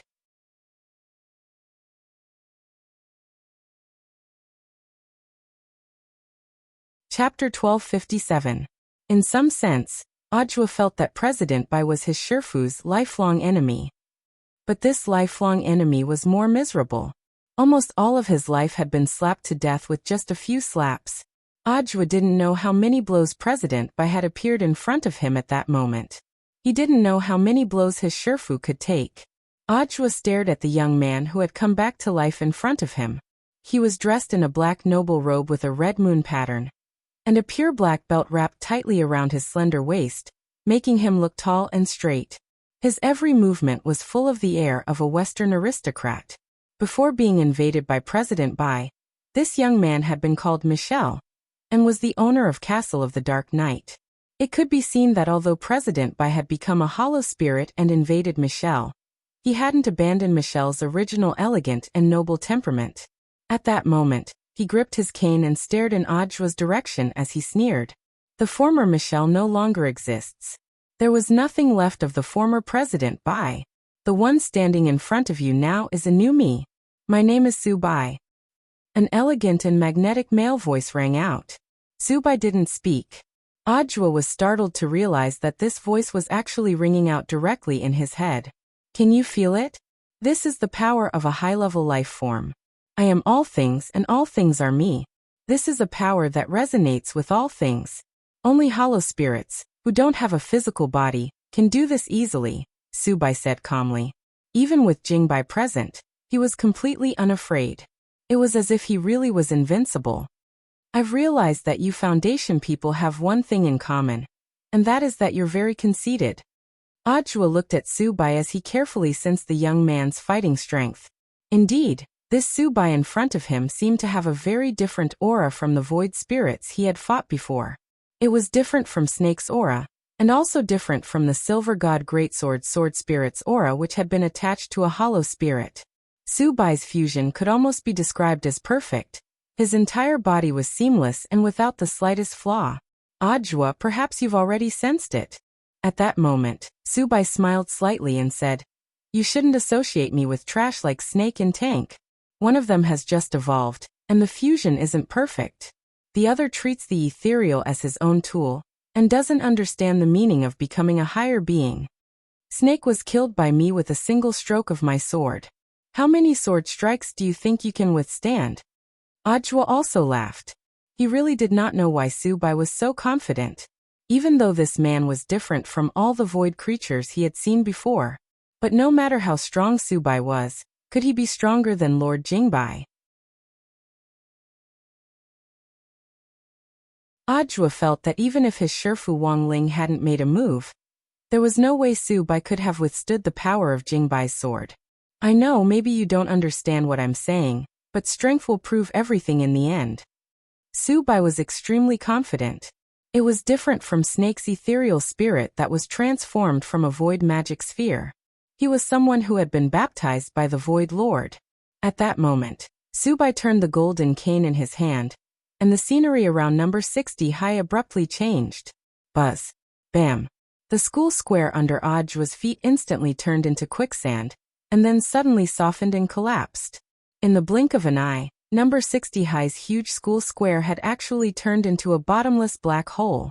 At the same time, the space around him instantly became weightless. and Ajua's body floated up involuntarily along with the endless rubble around him.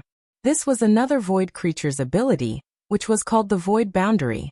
It was similar to the intrinsic spirit field of cultivators on Earth.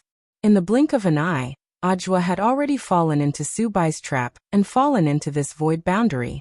At that moment, Subai stood in the center of this endless abyss, his cane in hand. He was like a conductor of a carnival symphony, enjoying the thrill of the power of the void. This scene was like the end of the world.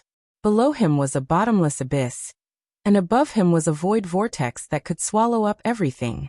Ajua's body was being torn apart by two forces at the same time. He felt like his body had already been divided into two parts, which no longer belonged to him at all. If it wasn't for Jingbai's protective sword chi, he might have already become two lumps of flesh. Ajua's expression changed, and the sweat dripping from his temples was sucked up by the void vortex above his head. Left with no choice, he drew his sword and slashed at Subai. Tens of thousands of feet of sword chi. The moment Jingbai swung his sword, it was torn apart by the two forces at the top and bottom.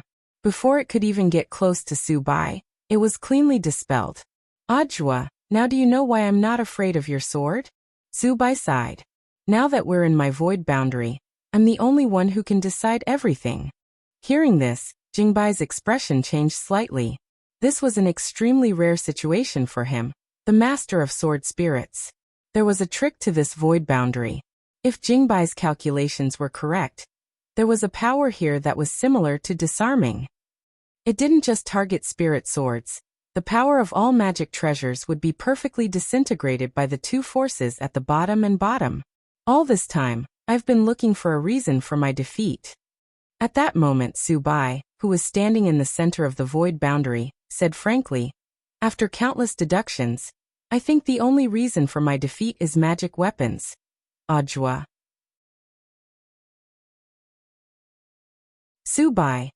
Thank you, Lord, for giving me such a great ability that all magic weapons in the world are useless against me. Wang Ling has been able to run amok in the world for so many years, because of that strange peachwood sword in his hand. Including those slaps he gave me, he must have fused them with the power of the peachwood sword. Ajua.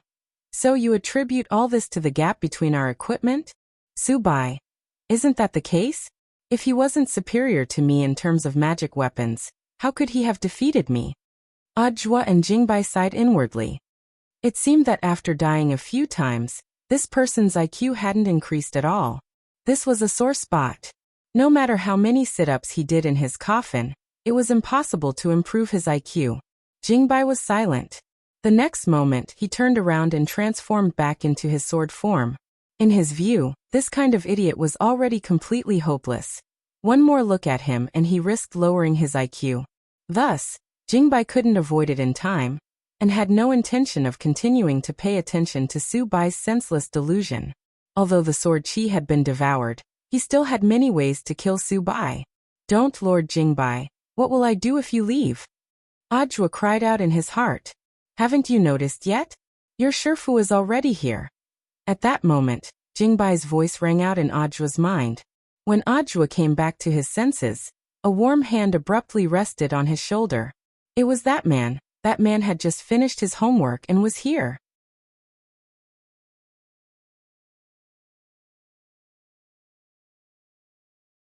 Chapter 1258. A long time ago, Wang Ling had summed up several major illusions about fighting. For example, this move works, he's sweating, I must have scared him. This person is very young and his cultivation is shallow, so he shouldn't be hard to deal with. I couldn't beat him before, but I've already become stronger. The battle has just begun. He'll definitely lose if he attacks first. Now, in the face of President Bai, who had made a comeback and was so confident that he had turned into Subai. In response to Subai's excessive arrogance, Wang Ling had come up with several major illusions about invincibility.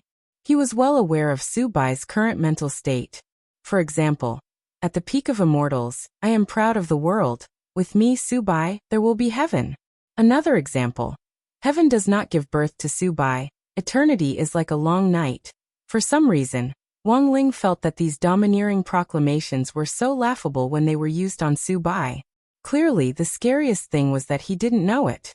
Wang Ling sighed slightly and took the lead in sending Audiobook out of the battlefield. Because he could already hear sirens outside the void boundary. There was no way such a huge fluctuation of spirit power wouldn't attract the attention of the police. So he sent Audiobook out first to stabilize the situation, and at the same time organize the police force to disperse the surrounding people. But to be honest, Wang Ling felt that the battle here would be resolved very quickly. As expected of someone I've taken a fancy to, he was actually able to send someone out of my void boundary. Looking at the scene in front of him, Subai was surprised, but even more excited.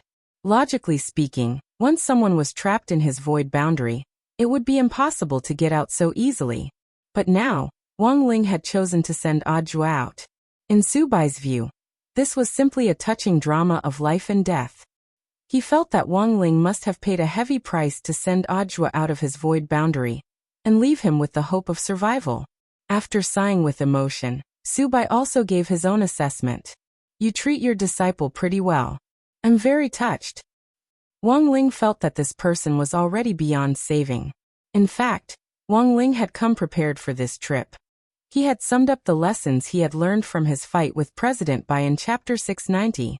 Back then, he hadn't finished his homework before he had been dragged into the fight, and the whole process had left him uneasy. So this time he had finished all his homework and rushed to the scene. Secondly, he had been worried that President Bai would ruin his school uniform the last time they fought. If the school uniform was damaged, he would have to deduct money from his pocket money to buy a new set.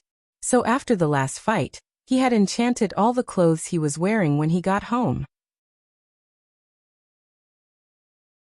It was precisely because of this that his clothes weren't torn to shreds by the two enormous forces tearing at him from above and below as he stood in the void boundary. On the other hand, he was facing a familiar opponent. President Bai also summed up the lesson learned from last time. Before he became ethereal, his self-healing ability was his greatest trump card. Therefore, before the battle began, he had decided on a strategy of attrition. He planned to exhaust the youth's stamina before launching a counterattack. But young President Bai didn't know that even the most basic slap from the youngster had the effect of heavily injuring him. When he was slapped, he didn't even have the strength to fight back. Therefore, in this battle, after he evolved into White Void, he came up with a new strategy, which was to use his advantage as a void creature to suppress the enemy with firepower. Void creatures didn't need to worry about spirit energy consumption. Their energy source came from the void, and the void's energy source was inexhaustible. At that moment, the two of them stood alone in the void boundary. After looking at each other for a few seconds, they each had their own thoughts. Grasping his cane, White Void raised his sleeves, and an endless mass of void energy appeared in the void. These energy masses of various sizes appeared almost instantaneously around Wang Ling like the giant abyssal mouth of a prehistoric beast, and he was instantly surrounded so tightly that not even a drop of water could escape. For a moment, Wang Ling felt like he was trapped in an ocean ball. Wang Ling opened his king's eye, and the three-petaled golden lotus in his eyes bloomed, giving his pupils the color of a black hole. A tremendous devouring ability began to manifest. At that moment, Wang Ling's king's eye turned into the mouth of a giant beast, which sucked in all the energy nearby. In the face of such a dense mass of void energy, this was the best solution Wang Ling could come up with. If he forcibly destroyed it, even the aftershock from the explosion would be enough to destroy Songhai City. Casually dispelling his move, White Void's mind went blank again, just like the last time. He had already become a more advanced life form. Perhaps even White Void himself didn't realize it, but fine sweat had already started to trickle down his forehead. The other party could actually absorb all of his void energy with just his strength? No. That was impossible. At that moment, White Void turned his cane again in disbelief. He had an inexhaustible supply of void energy, and he didn't believe that Wang Ling could devour his energy endlessly. So troublesome. On the other side, Wang Ling could only repeat what he had done last time, and use the king's eye to absorb the energy again. Although Su Bai was overly conceited, he had actually guessed one thing correctly, and that was that the king's eye's capacity was in fact limited, and it was impossible for it to absorb energy endlessly. Once the space was full, Wang Ling had to find a way to release the energy stored in the king's eye. But at this rate, it would actually take a long time for it to be full. Bored to death, Wang Ling stood in the middle of the field and watched White Void's boring performance. After observing for a while, he was already a little impatient. Thinking of the online classes he had to take tomorrow, Wang Ling's heart was instantly filled with complicated emotions. This was the so-called suspension of classes didn't stop. Even if Wang Ling was at home, he still had to take online classes. Not only that, the school had also stipulated that every student had to record a learning video and send it to the class group. This undoubtedly added a lot of trouble to Wang Ling. This way, he couldn't let the two gremlins pen and eraser do his homework for him. And wasn't the main culprit behind why he was stuck at home taking online classes, because of this White Void standing in front of him? As the saying went, every debt had its debtor. In that instant, Wang Ling, who had to take online classes the next day, could no longer suppress his urge to slap White Void to death. Like the last time, he walked toward White Void step by step. But compared with the last time, White Void had indeed become stronger. Wang Ling couldn't guarantee that he wouldn't be able to directly kill him with one slap. But he still walked up to White Void and raised his hand. White Void sneered. "All physical attacks are useless against me. The moment your slap hits me, it will be completely swallowed up by the void." Slap. In the next moment, a solid slap landed on White Void's face. White Void's head was completely detached from his body and disappeared. This was just an ordinary slap. But it didn't seem to have achieved the effect that Wang Ling had hoped for. He sensed that White Void's aura hadn't completely disappeared. Sure enough, in the next moment, White Void's head grew back. Wang Ling understood what was going on at this scene.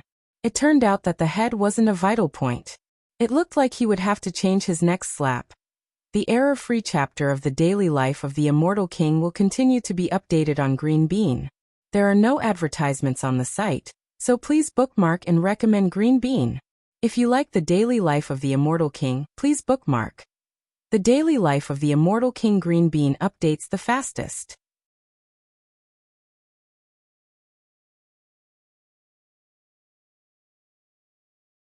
Chapter 1259. The moment Wang Ling's palm touched Su Bai's cheek, the warm and familiar touch instantly passed through the pores of Su Bai's face. Had the swallowing of the void failed? The moment he felt the pain, Su Bai asked this question in his heart. In fact, this wasn't the result of Su Bai's swallowing failure. Based on Wang Ling's current understanding of void creatures, the swallowing effect did indeed block all physical attacks and even magic attacks. However, Su Bai had missed out on something. That was when Wang Ling didn't use magic attacks. All of his normal attacks, including the slaps, were all true damage. So it wasn't that the swallowing of the void had failed. But from the very beginning, Su Bai had been too confident in his abilities as a void creature. But compared with the previous few battles, Wang Ling had to praise President Bai for being a lot steadier in his style. Su Bai hadn't been able to kill the other party with this slap, because President Bai had left something up his sleeve. This was another ability that Wang Ling had never seen on other void creatures. Su Bai called it Void Redemption. There was an inexhaustible source of energy behind the Void Gate, and this move drew on the power of the void behind the gate to reconstruct the damaged part of the body when it suffered a fatal blow. Before coming here, Su Bai had been extremely confident in his chances of winning this battle. But he had still left something up his sleeve, and had used the power of the void to customize a lot of human organs in advance, so that he could transfer them to Wang Ling at any time. Unfortunately, because of his confidence in this battle, Su Bai had only prepared a backup plan, and didn't have too many. He had calculated that if Wang Ling fought him, Wang Ling might slap him in the face, so he had prepared 5 heads in advance to replace them. Now there were only 4 left, but judging from the youngster's stance, it seemed that the other party had already lost interest in Su Bai's face, and was going to hit somewhere else. It wasn't that he didn't have any other body parts, but he didn't have as many as the heads. How many times had it been? Was he going to fail again? Su Bai couldn't help lamenting in his heart, as he sensed the obvious gap in strength between them. He had clearly given up on his mortal human body, and evolved into a higher creature. Why? Why couldn't he beat this youngster? At that moment, Su Bai gripped his cane tightly, his palms already sweating. He had no other choice. He could only pray for the Void Master's help. The next moment, White Hollow's body began to change. He was trying to turn his body into a hollow spirit. That way, he would be able to control his body freely and teleport to wherever he wanted. Even if Wang Ling's slap could hit him, whether or not he could catch him was still a question. However, what shocked Su Bai was that, just as his body was about to transform, he was stunned by a terrifying suction force.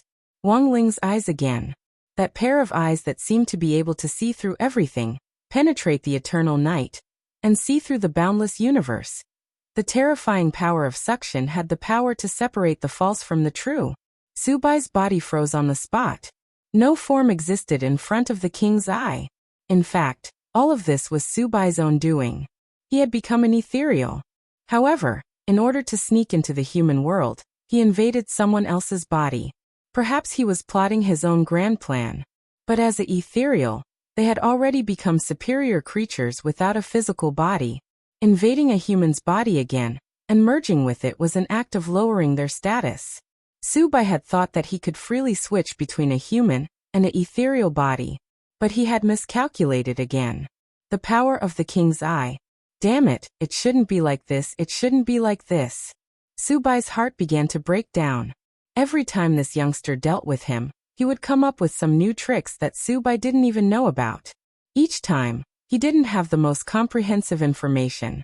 It was as if he was forever one step behind the youngster in front of him. The king's eye wasn't part of Tao. Wang Ling had only learned this secret not long ago. So even if Su Bai realized how powerful the king's eye was, there was no way he could deal with it. His eyes were probably the hardest things in the universe. There was no power that could pierce through them.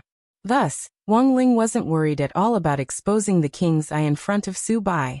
Besides, would there be a next time? Wang Ling didn't believe that Su Bai could come back to life after this battle with another identity. At that moment, Su Bai, whose form was restricted by the king's eye, felt a deep stabbing pain in his soul. On the other side, Wang Ling wasn't going to give Su Bai any chance to think at all.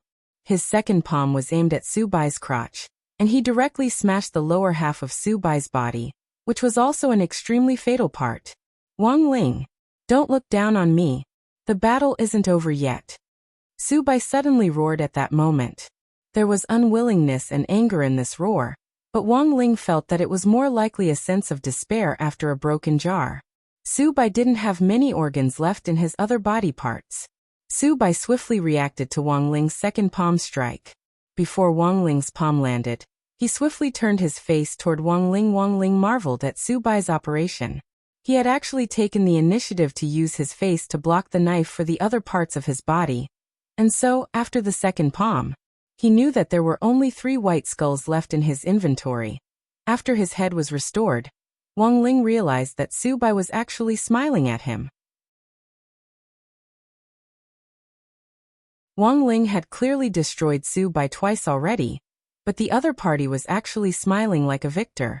I never thought that I, Su Bai, would actually be able to withstand your second blow. Su Bai's words were laced with a deep sense of mockery. In Wang Ling's opinion, this person was probably already crazy. From the very beginning, Su Bai had stood in front of Wang Ling confidently, confident in his victory, and had threatened to kill Wang Ling. But at that moment, Su Bai had completely changed his attitude from before, and actually took pride in blocking as many slaps as he could. What a nerve-wracking and troublesome opponent. Wang Ling evaluated Su Bai in his heart. After a sigh, he sent a third palm strike toward Su Bai. This palm cut into the scorched area very craftily, and Wang Ling felt that this should be enough to end the battle. But just as his palm was about to touch Su Bai's face once again appeared precisely under Wang Ling's palm. Wang Ling, I told you not to look down on me. I've already bet that you'll attack from this angle. I still have 2 heads left. Although I can't beat you, at the very least, I can withstand your 4th palm. At that moment, Su Bai laughed maniacally. In this world, let me ask you, is there anyone who can withstand your 4th palm? Who else? For a moment, Wang Ling couldn't refute him. He felt that this person's head had been beaten out of shape.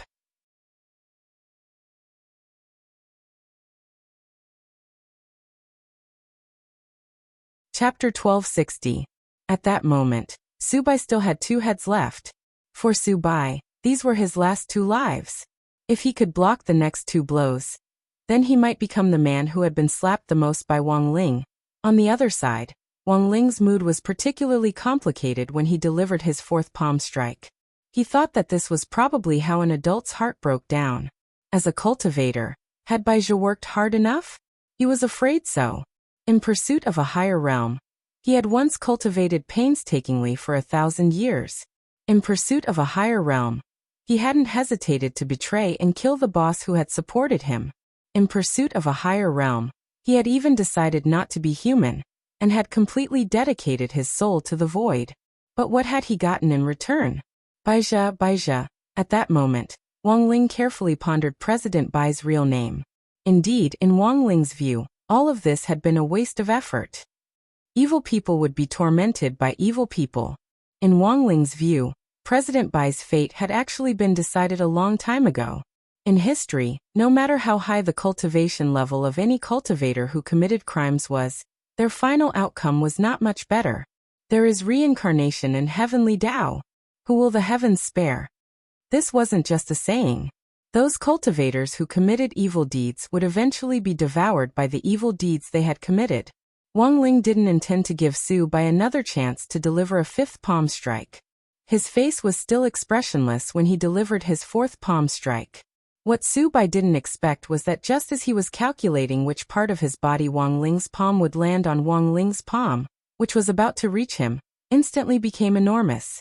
Like the 5 fingers of a Buddha, his enormous palm blotted out the sky. In an instant, his entire body was covered. Is it all over? At this point, Su Bai realized that this battle was probably going to be over. There was no way he could evade Wang Ling's 4th strike.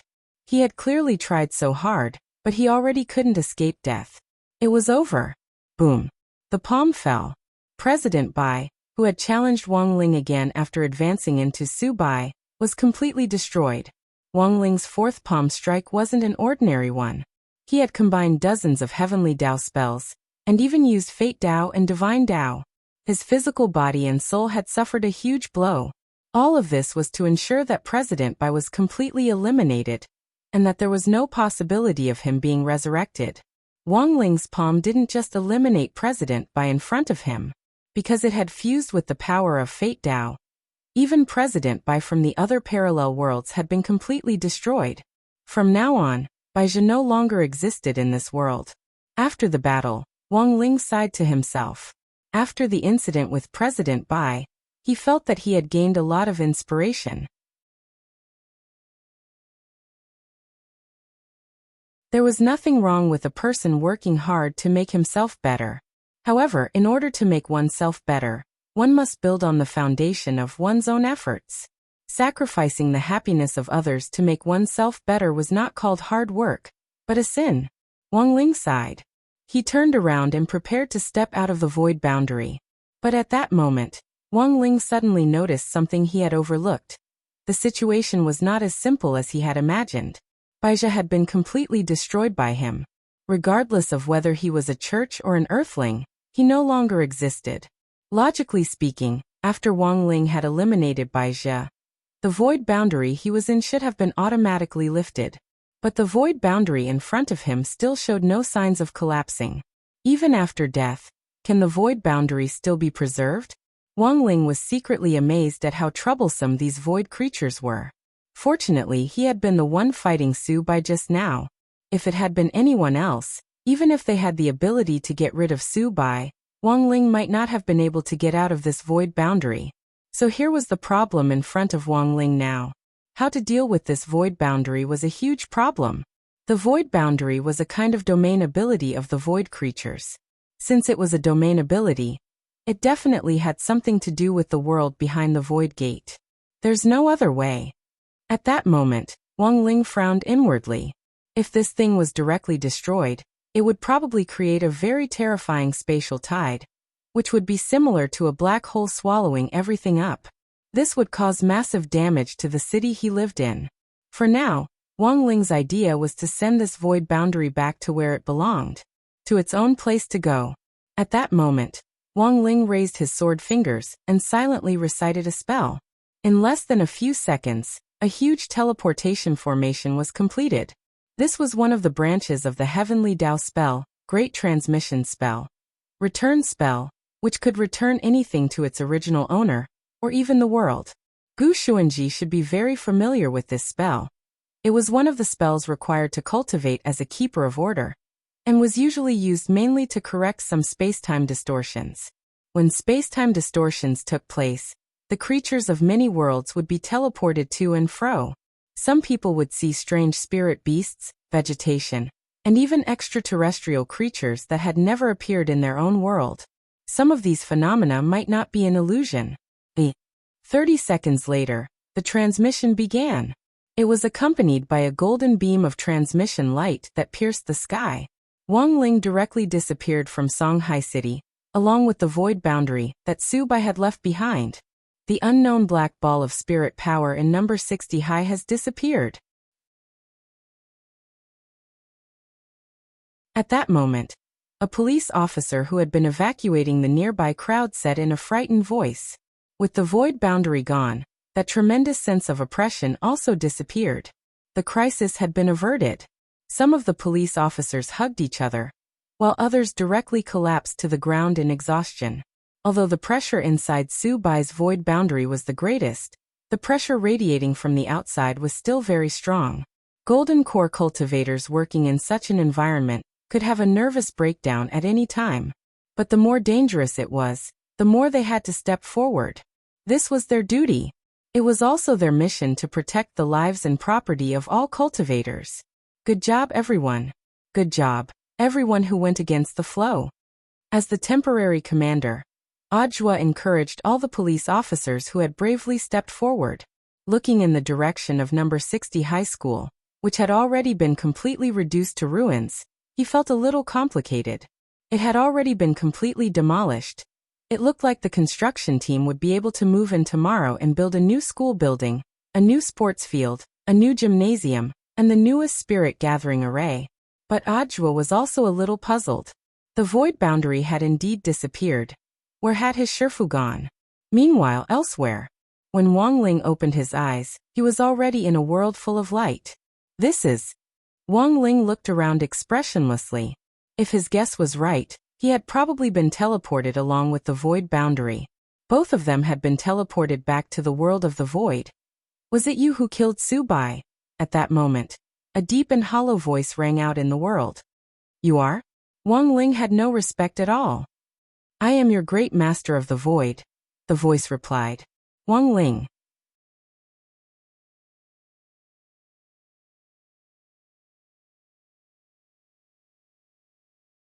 Chapter 1261. The world of the void wasn't too different from what he had imagined.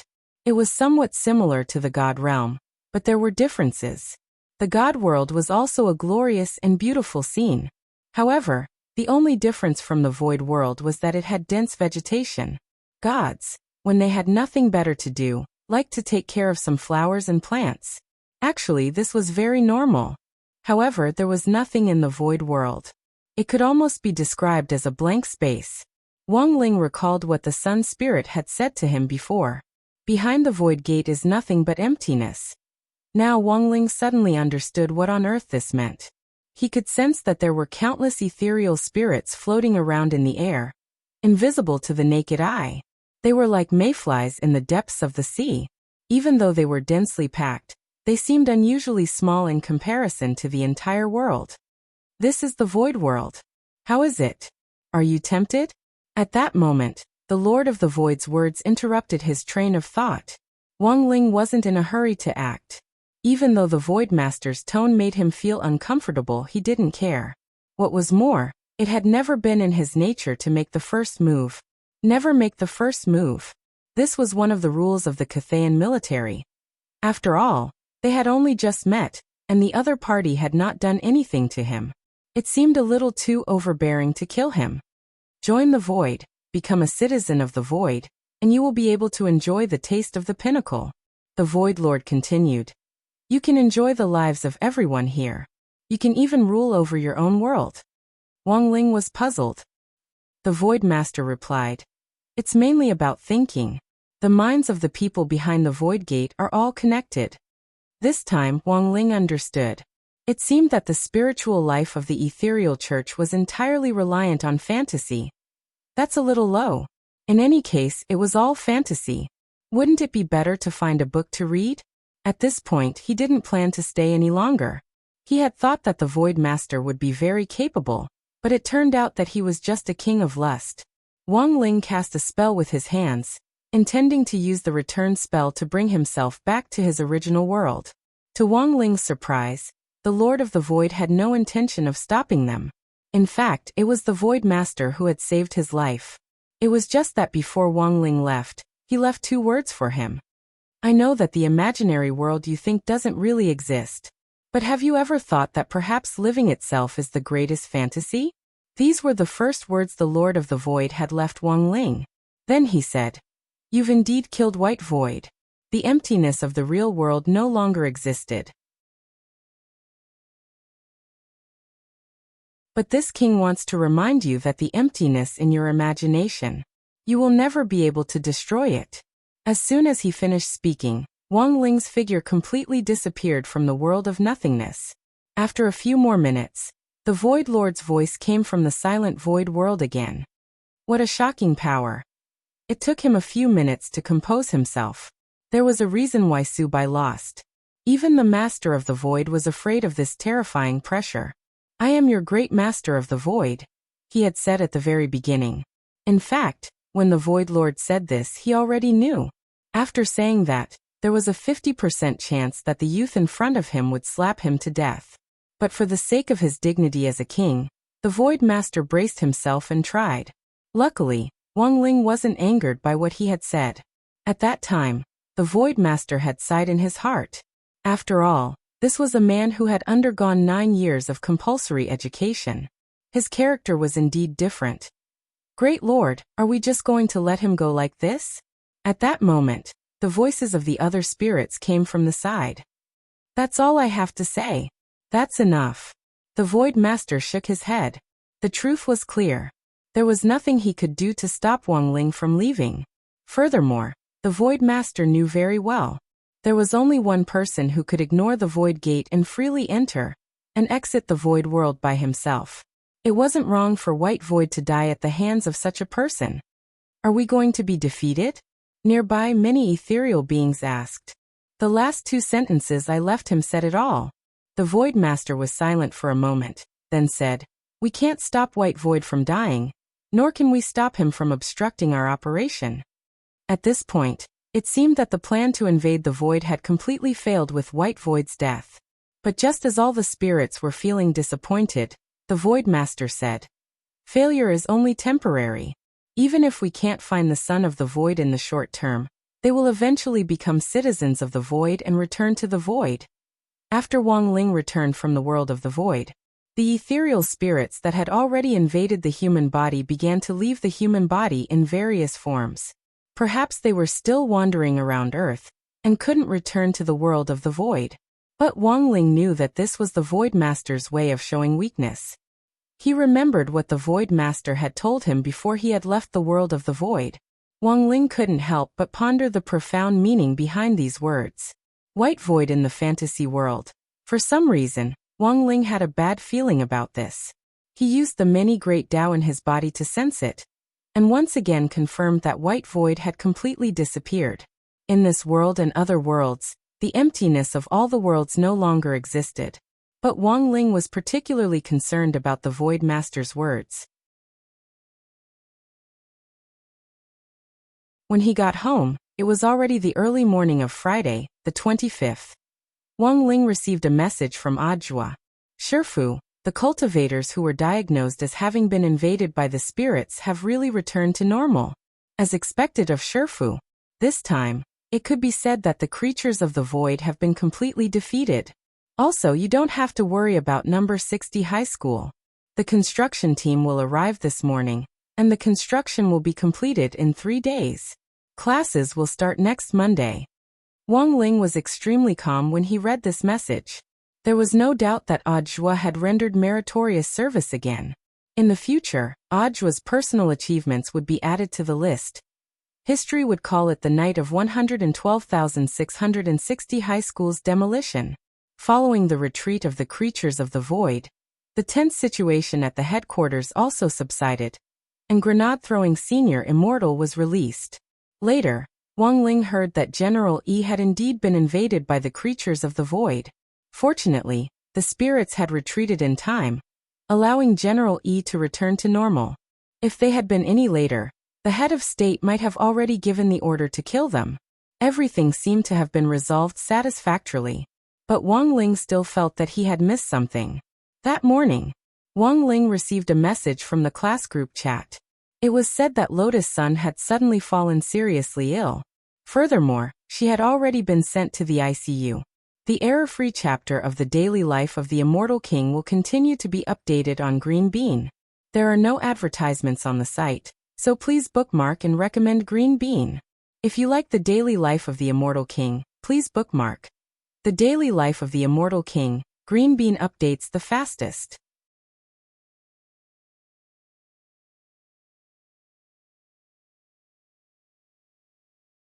Chapter 1262. It was Hirogua who first told him about it. Perhaps he had received some intelligence from one of his uncles, but he was extremely worried about her current situation. Then, as Wang Ling had expected, the class group exploded. Super-chan. What kind of feeling is this? Wasn't everything fine before? Hirogua. Super-chan, don't talk, I'm scared. Super-chan. Su Xiao. It's strange. I just checked the lecture notes with Sun classmate yesterday. Her face was very good. He doesn't look sick at all. Hirogua. I can't say for sure. My uncle said that Huagua Water Curtain Group organized an expert consultation last night, and all the famous doctors in Songhai City, who were free, were invited. Some doctors have just retired from the epidemic prevention station, and they rushed over as soon as they received the application. Do you have any specific information? What kind of illness is it? In the class chat group, everyone was very worried. They couldn't help with anything else, but with Huagua Water Curtain Group's financial resources, they probably wouldn't be short of money. The only thing he could do was to pray. At that moment, Hirogua frowned and typed again. Strange, that's the strange part. I heard that more than a dozen experts have already examined her, but they still haven't figured out what's wrong with her. The comments in the class group made Wang Ling frown deeply. After the 9 Dragon Mountain competition, he had visited Lotus Sun as a representative. He even secretly examined Lotus Sun's body. There were no obvious abnormalities on his body. There was no curse of the Yin-Yang death tribulation that Old Man Sun was worried about. Now, as soon as the void retreated, Lotus Sun fell seriously ill. Wang Ling felt that there was something very fishy about the whole thing. Now, can the Son of the Void lock onto the area? Wang Ling asked Book of Sage Immortal. After he returned from the Void World, Book of Sage Immortal had also obtained more data and information. At present, he had successfully reduced the scope. As Wang Ling had expected, Lotus Sun was the child of the Void. On the boys' side, there were still 2 pairs of them. The probability of winning was about the same. One was the secretary of Huagua Water Curtain Group, Jiang Xiaoche, and the other was General Yi's adopted son, Yi Jiang. Both of them are currently at 50%. Wang Ling knew very well that if Lotus Sun's current illness had something to do with the evacuation of the void, no matter which one of them was the son of the void, it was possible that one of them would suffer from the same illness at the same time. But the result was different from what he had imagined. According to the results of Book of Sage Immortal's investigation, at the moment, Jiang Xiaoche was still fine. Although Yi Jiang was indeed in the hospital, the main purpose of his hospitalization was psychological counseling, and he wasn't suffering from a life-threatening serious illness, like Lotus Sunday. There's no other way. At that moment, Wang Ling sighed slightly in his heart. He felt that the whole story was not that simple. There was something strange about Lotus Sun's illness. He had to trace it back to the source. Otherwise, even if Wang Ling cast a spell to save him, it would only be a matter of time. Therefore, before the results of the investigation were out, he could only do his best to help Lotus Sun stall for time. After all, they were classmates. Moreover, it was only a slight effort on his part. Then he opened the cabinet next to him and prepared to draw talisman paper himself. Come and help. Wang Ling looked at Loopy Toad. Loopy Toad walked over, turned into its human form, and started to cut the talisman paper according to Wang Ling's instructions. What talisman are you drawing? Death substitute talisman, said Wang Ling. Loopy Toad nodded. This was a type of talisman that was similar to a resurrection coin. It could be activated at a critical moment to save a person's life. But if an ordinary Dao cultivator wanted to draw a death substitute talisman like this, apart from consuming a huge amount of spirit power, it would also take decades or even centuries of hard work before one could be developed. A talisman like this could be casually drawn and directly mass-produced. Wang Ling was the only one in the world. His young master Ling was too heaven-defying. If an ordinary person were to see this scene, they would definitely be horrified. But Loopy Toad was different, because Wang Ling had shocked it so much that it was already numb to it. It went without saying how powerful the death substitute talisman that Wang Ling had drawn himself was. If Lotus Sun really suffered a fatal injury, this talisman would not only capture her soul, it would also help her recover from her physical injuries. All morning, the gremlins in the Wang family's small villa were mobilized. Using limited materials, they drew 3,000 death substitute talismans. It was close to noon. These 3,000 death substitute talismans had already started to take effect, and 2 had been burned. As Wang Ling had expected, there was indeed something strange about this illness. In a normal situation, even if it was an incurable disease, as long as the death substitute talisman that Wang Ling had drawn himself was present, there was no doubt that she would survive. There was no need for a second talisman at all. Wang Ling observed that the time between the 2 death substitute talismans was about an hour. One had to be burned in an hour? Wang Ling frowned deeply. He was even more certain now. This definitely wasn't an illness. Instead, someone with ulterior motives was cursing behind his back. Furthermore, the person behind this was probably very cunning. Wang Ling stayed at home for a while longer. He observed the consumption of the death substitute talismans. At around 2 o'clock in the afternoon, the bad news came again. Wang Ling noticed that the rate at which the death substitute talismans burned was increasing.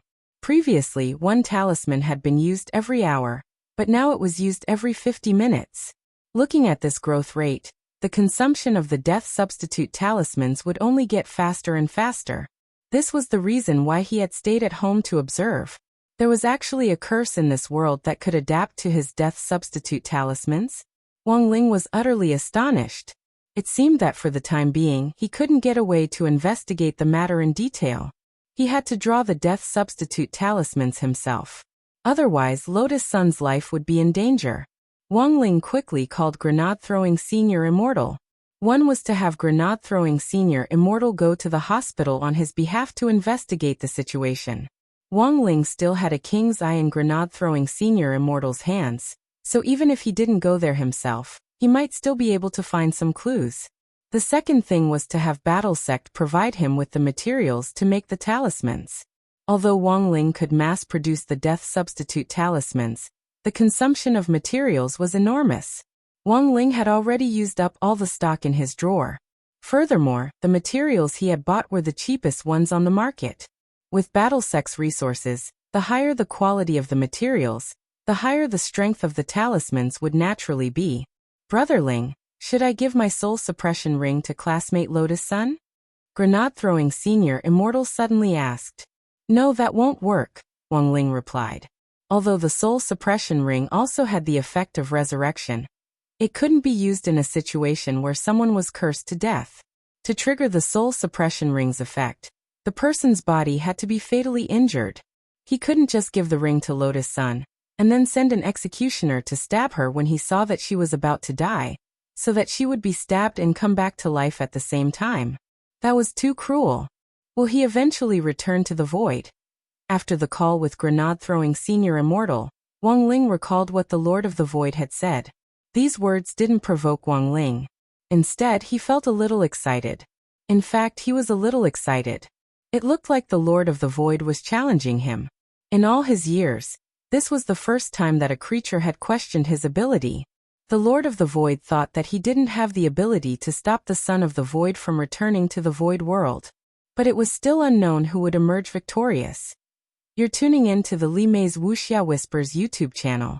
We're so grateful for your support, and don't forget to subscribe to join us on this incredible journey through captivating stories. Your generosity through donations truly makes a world of difference, as it's the primary source of revenue that allows me to expand and enhance this channel for you. Thank you from the bottom of my heart for being a part of this adventure.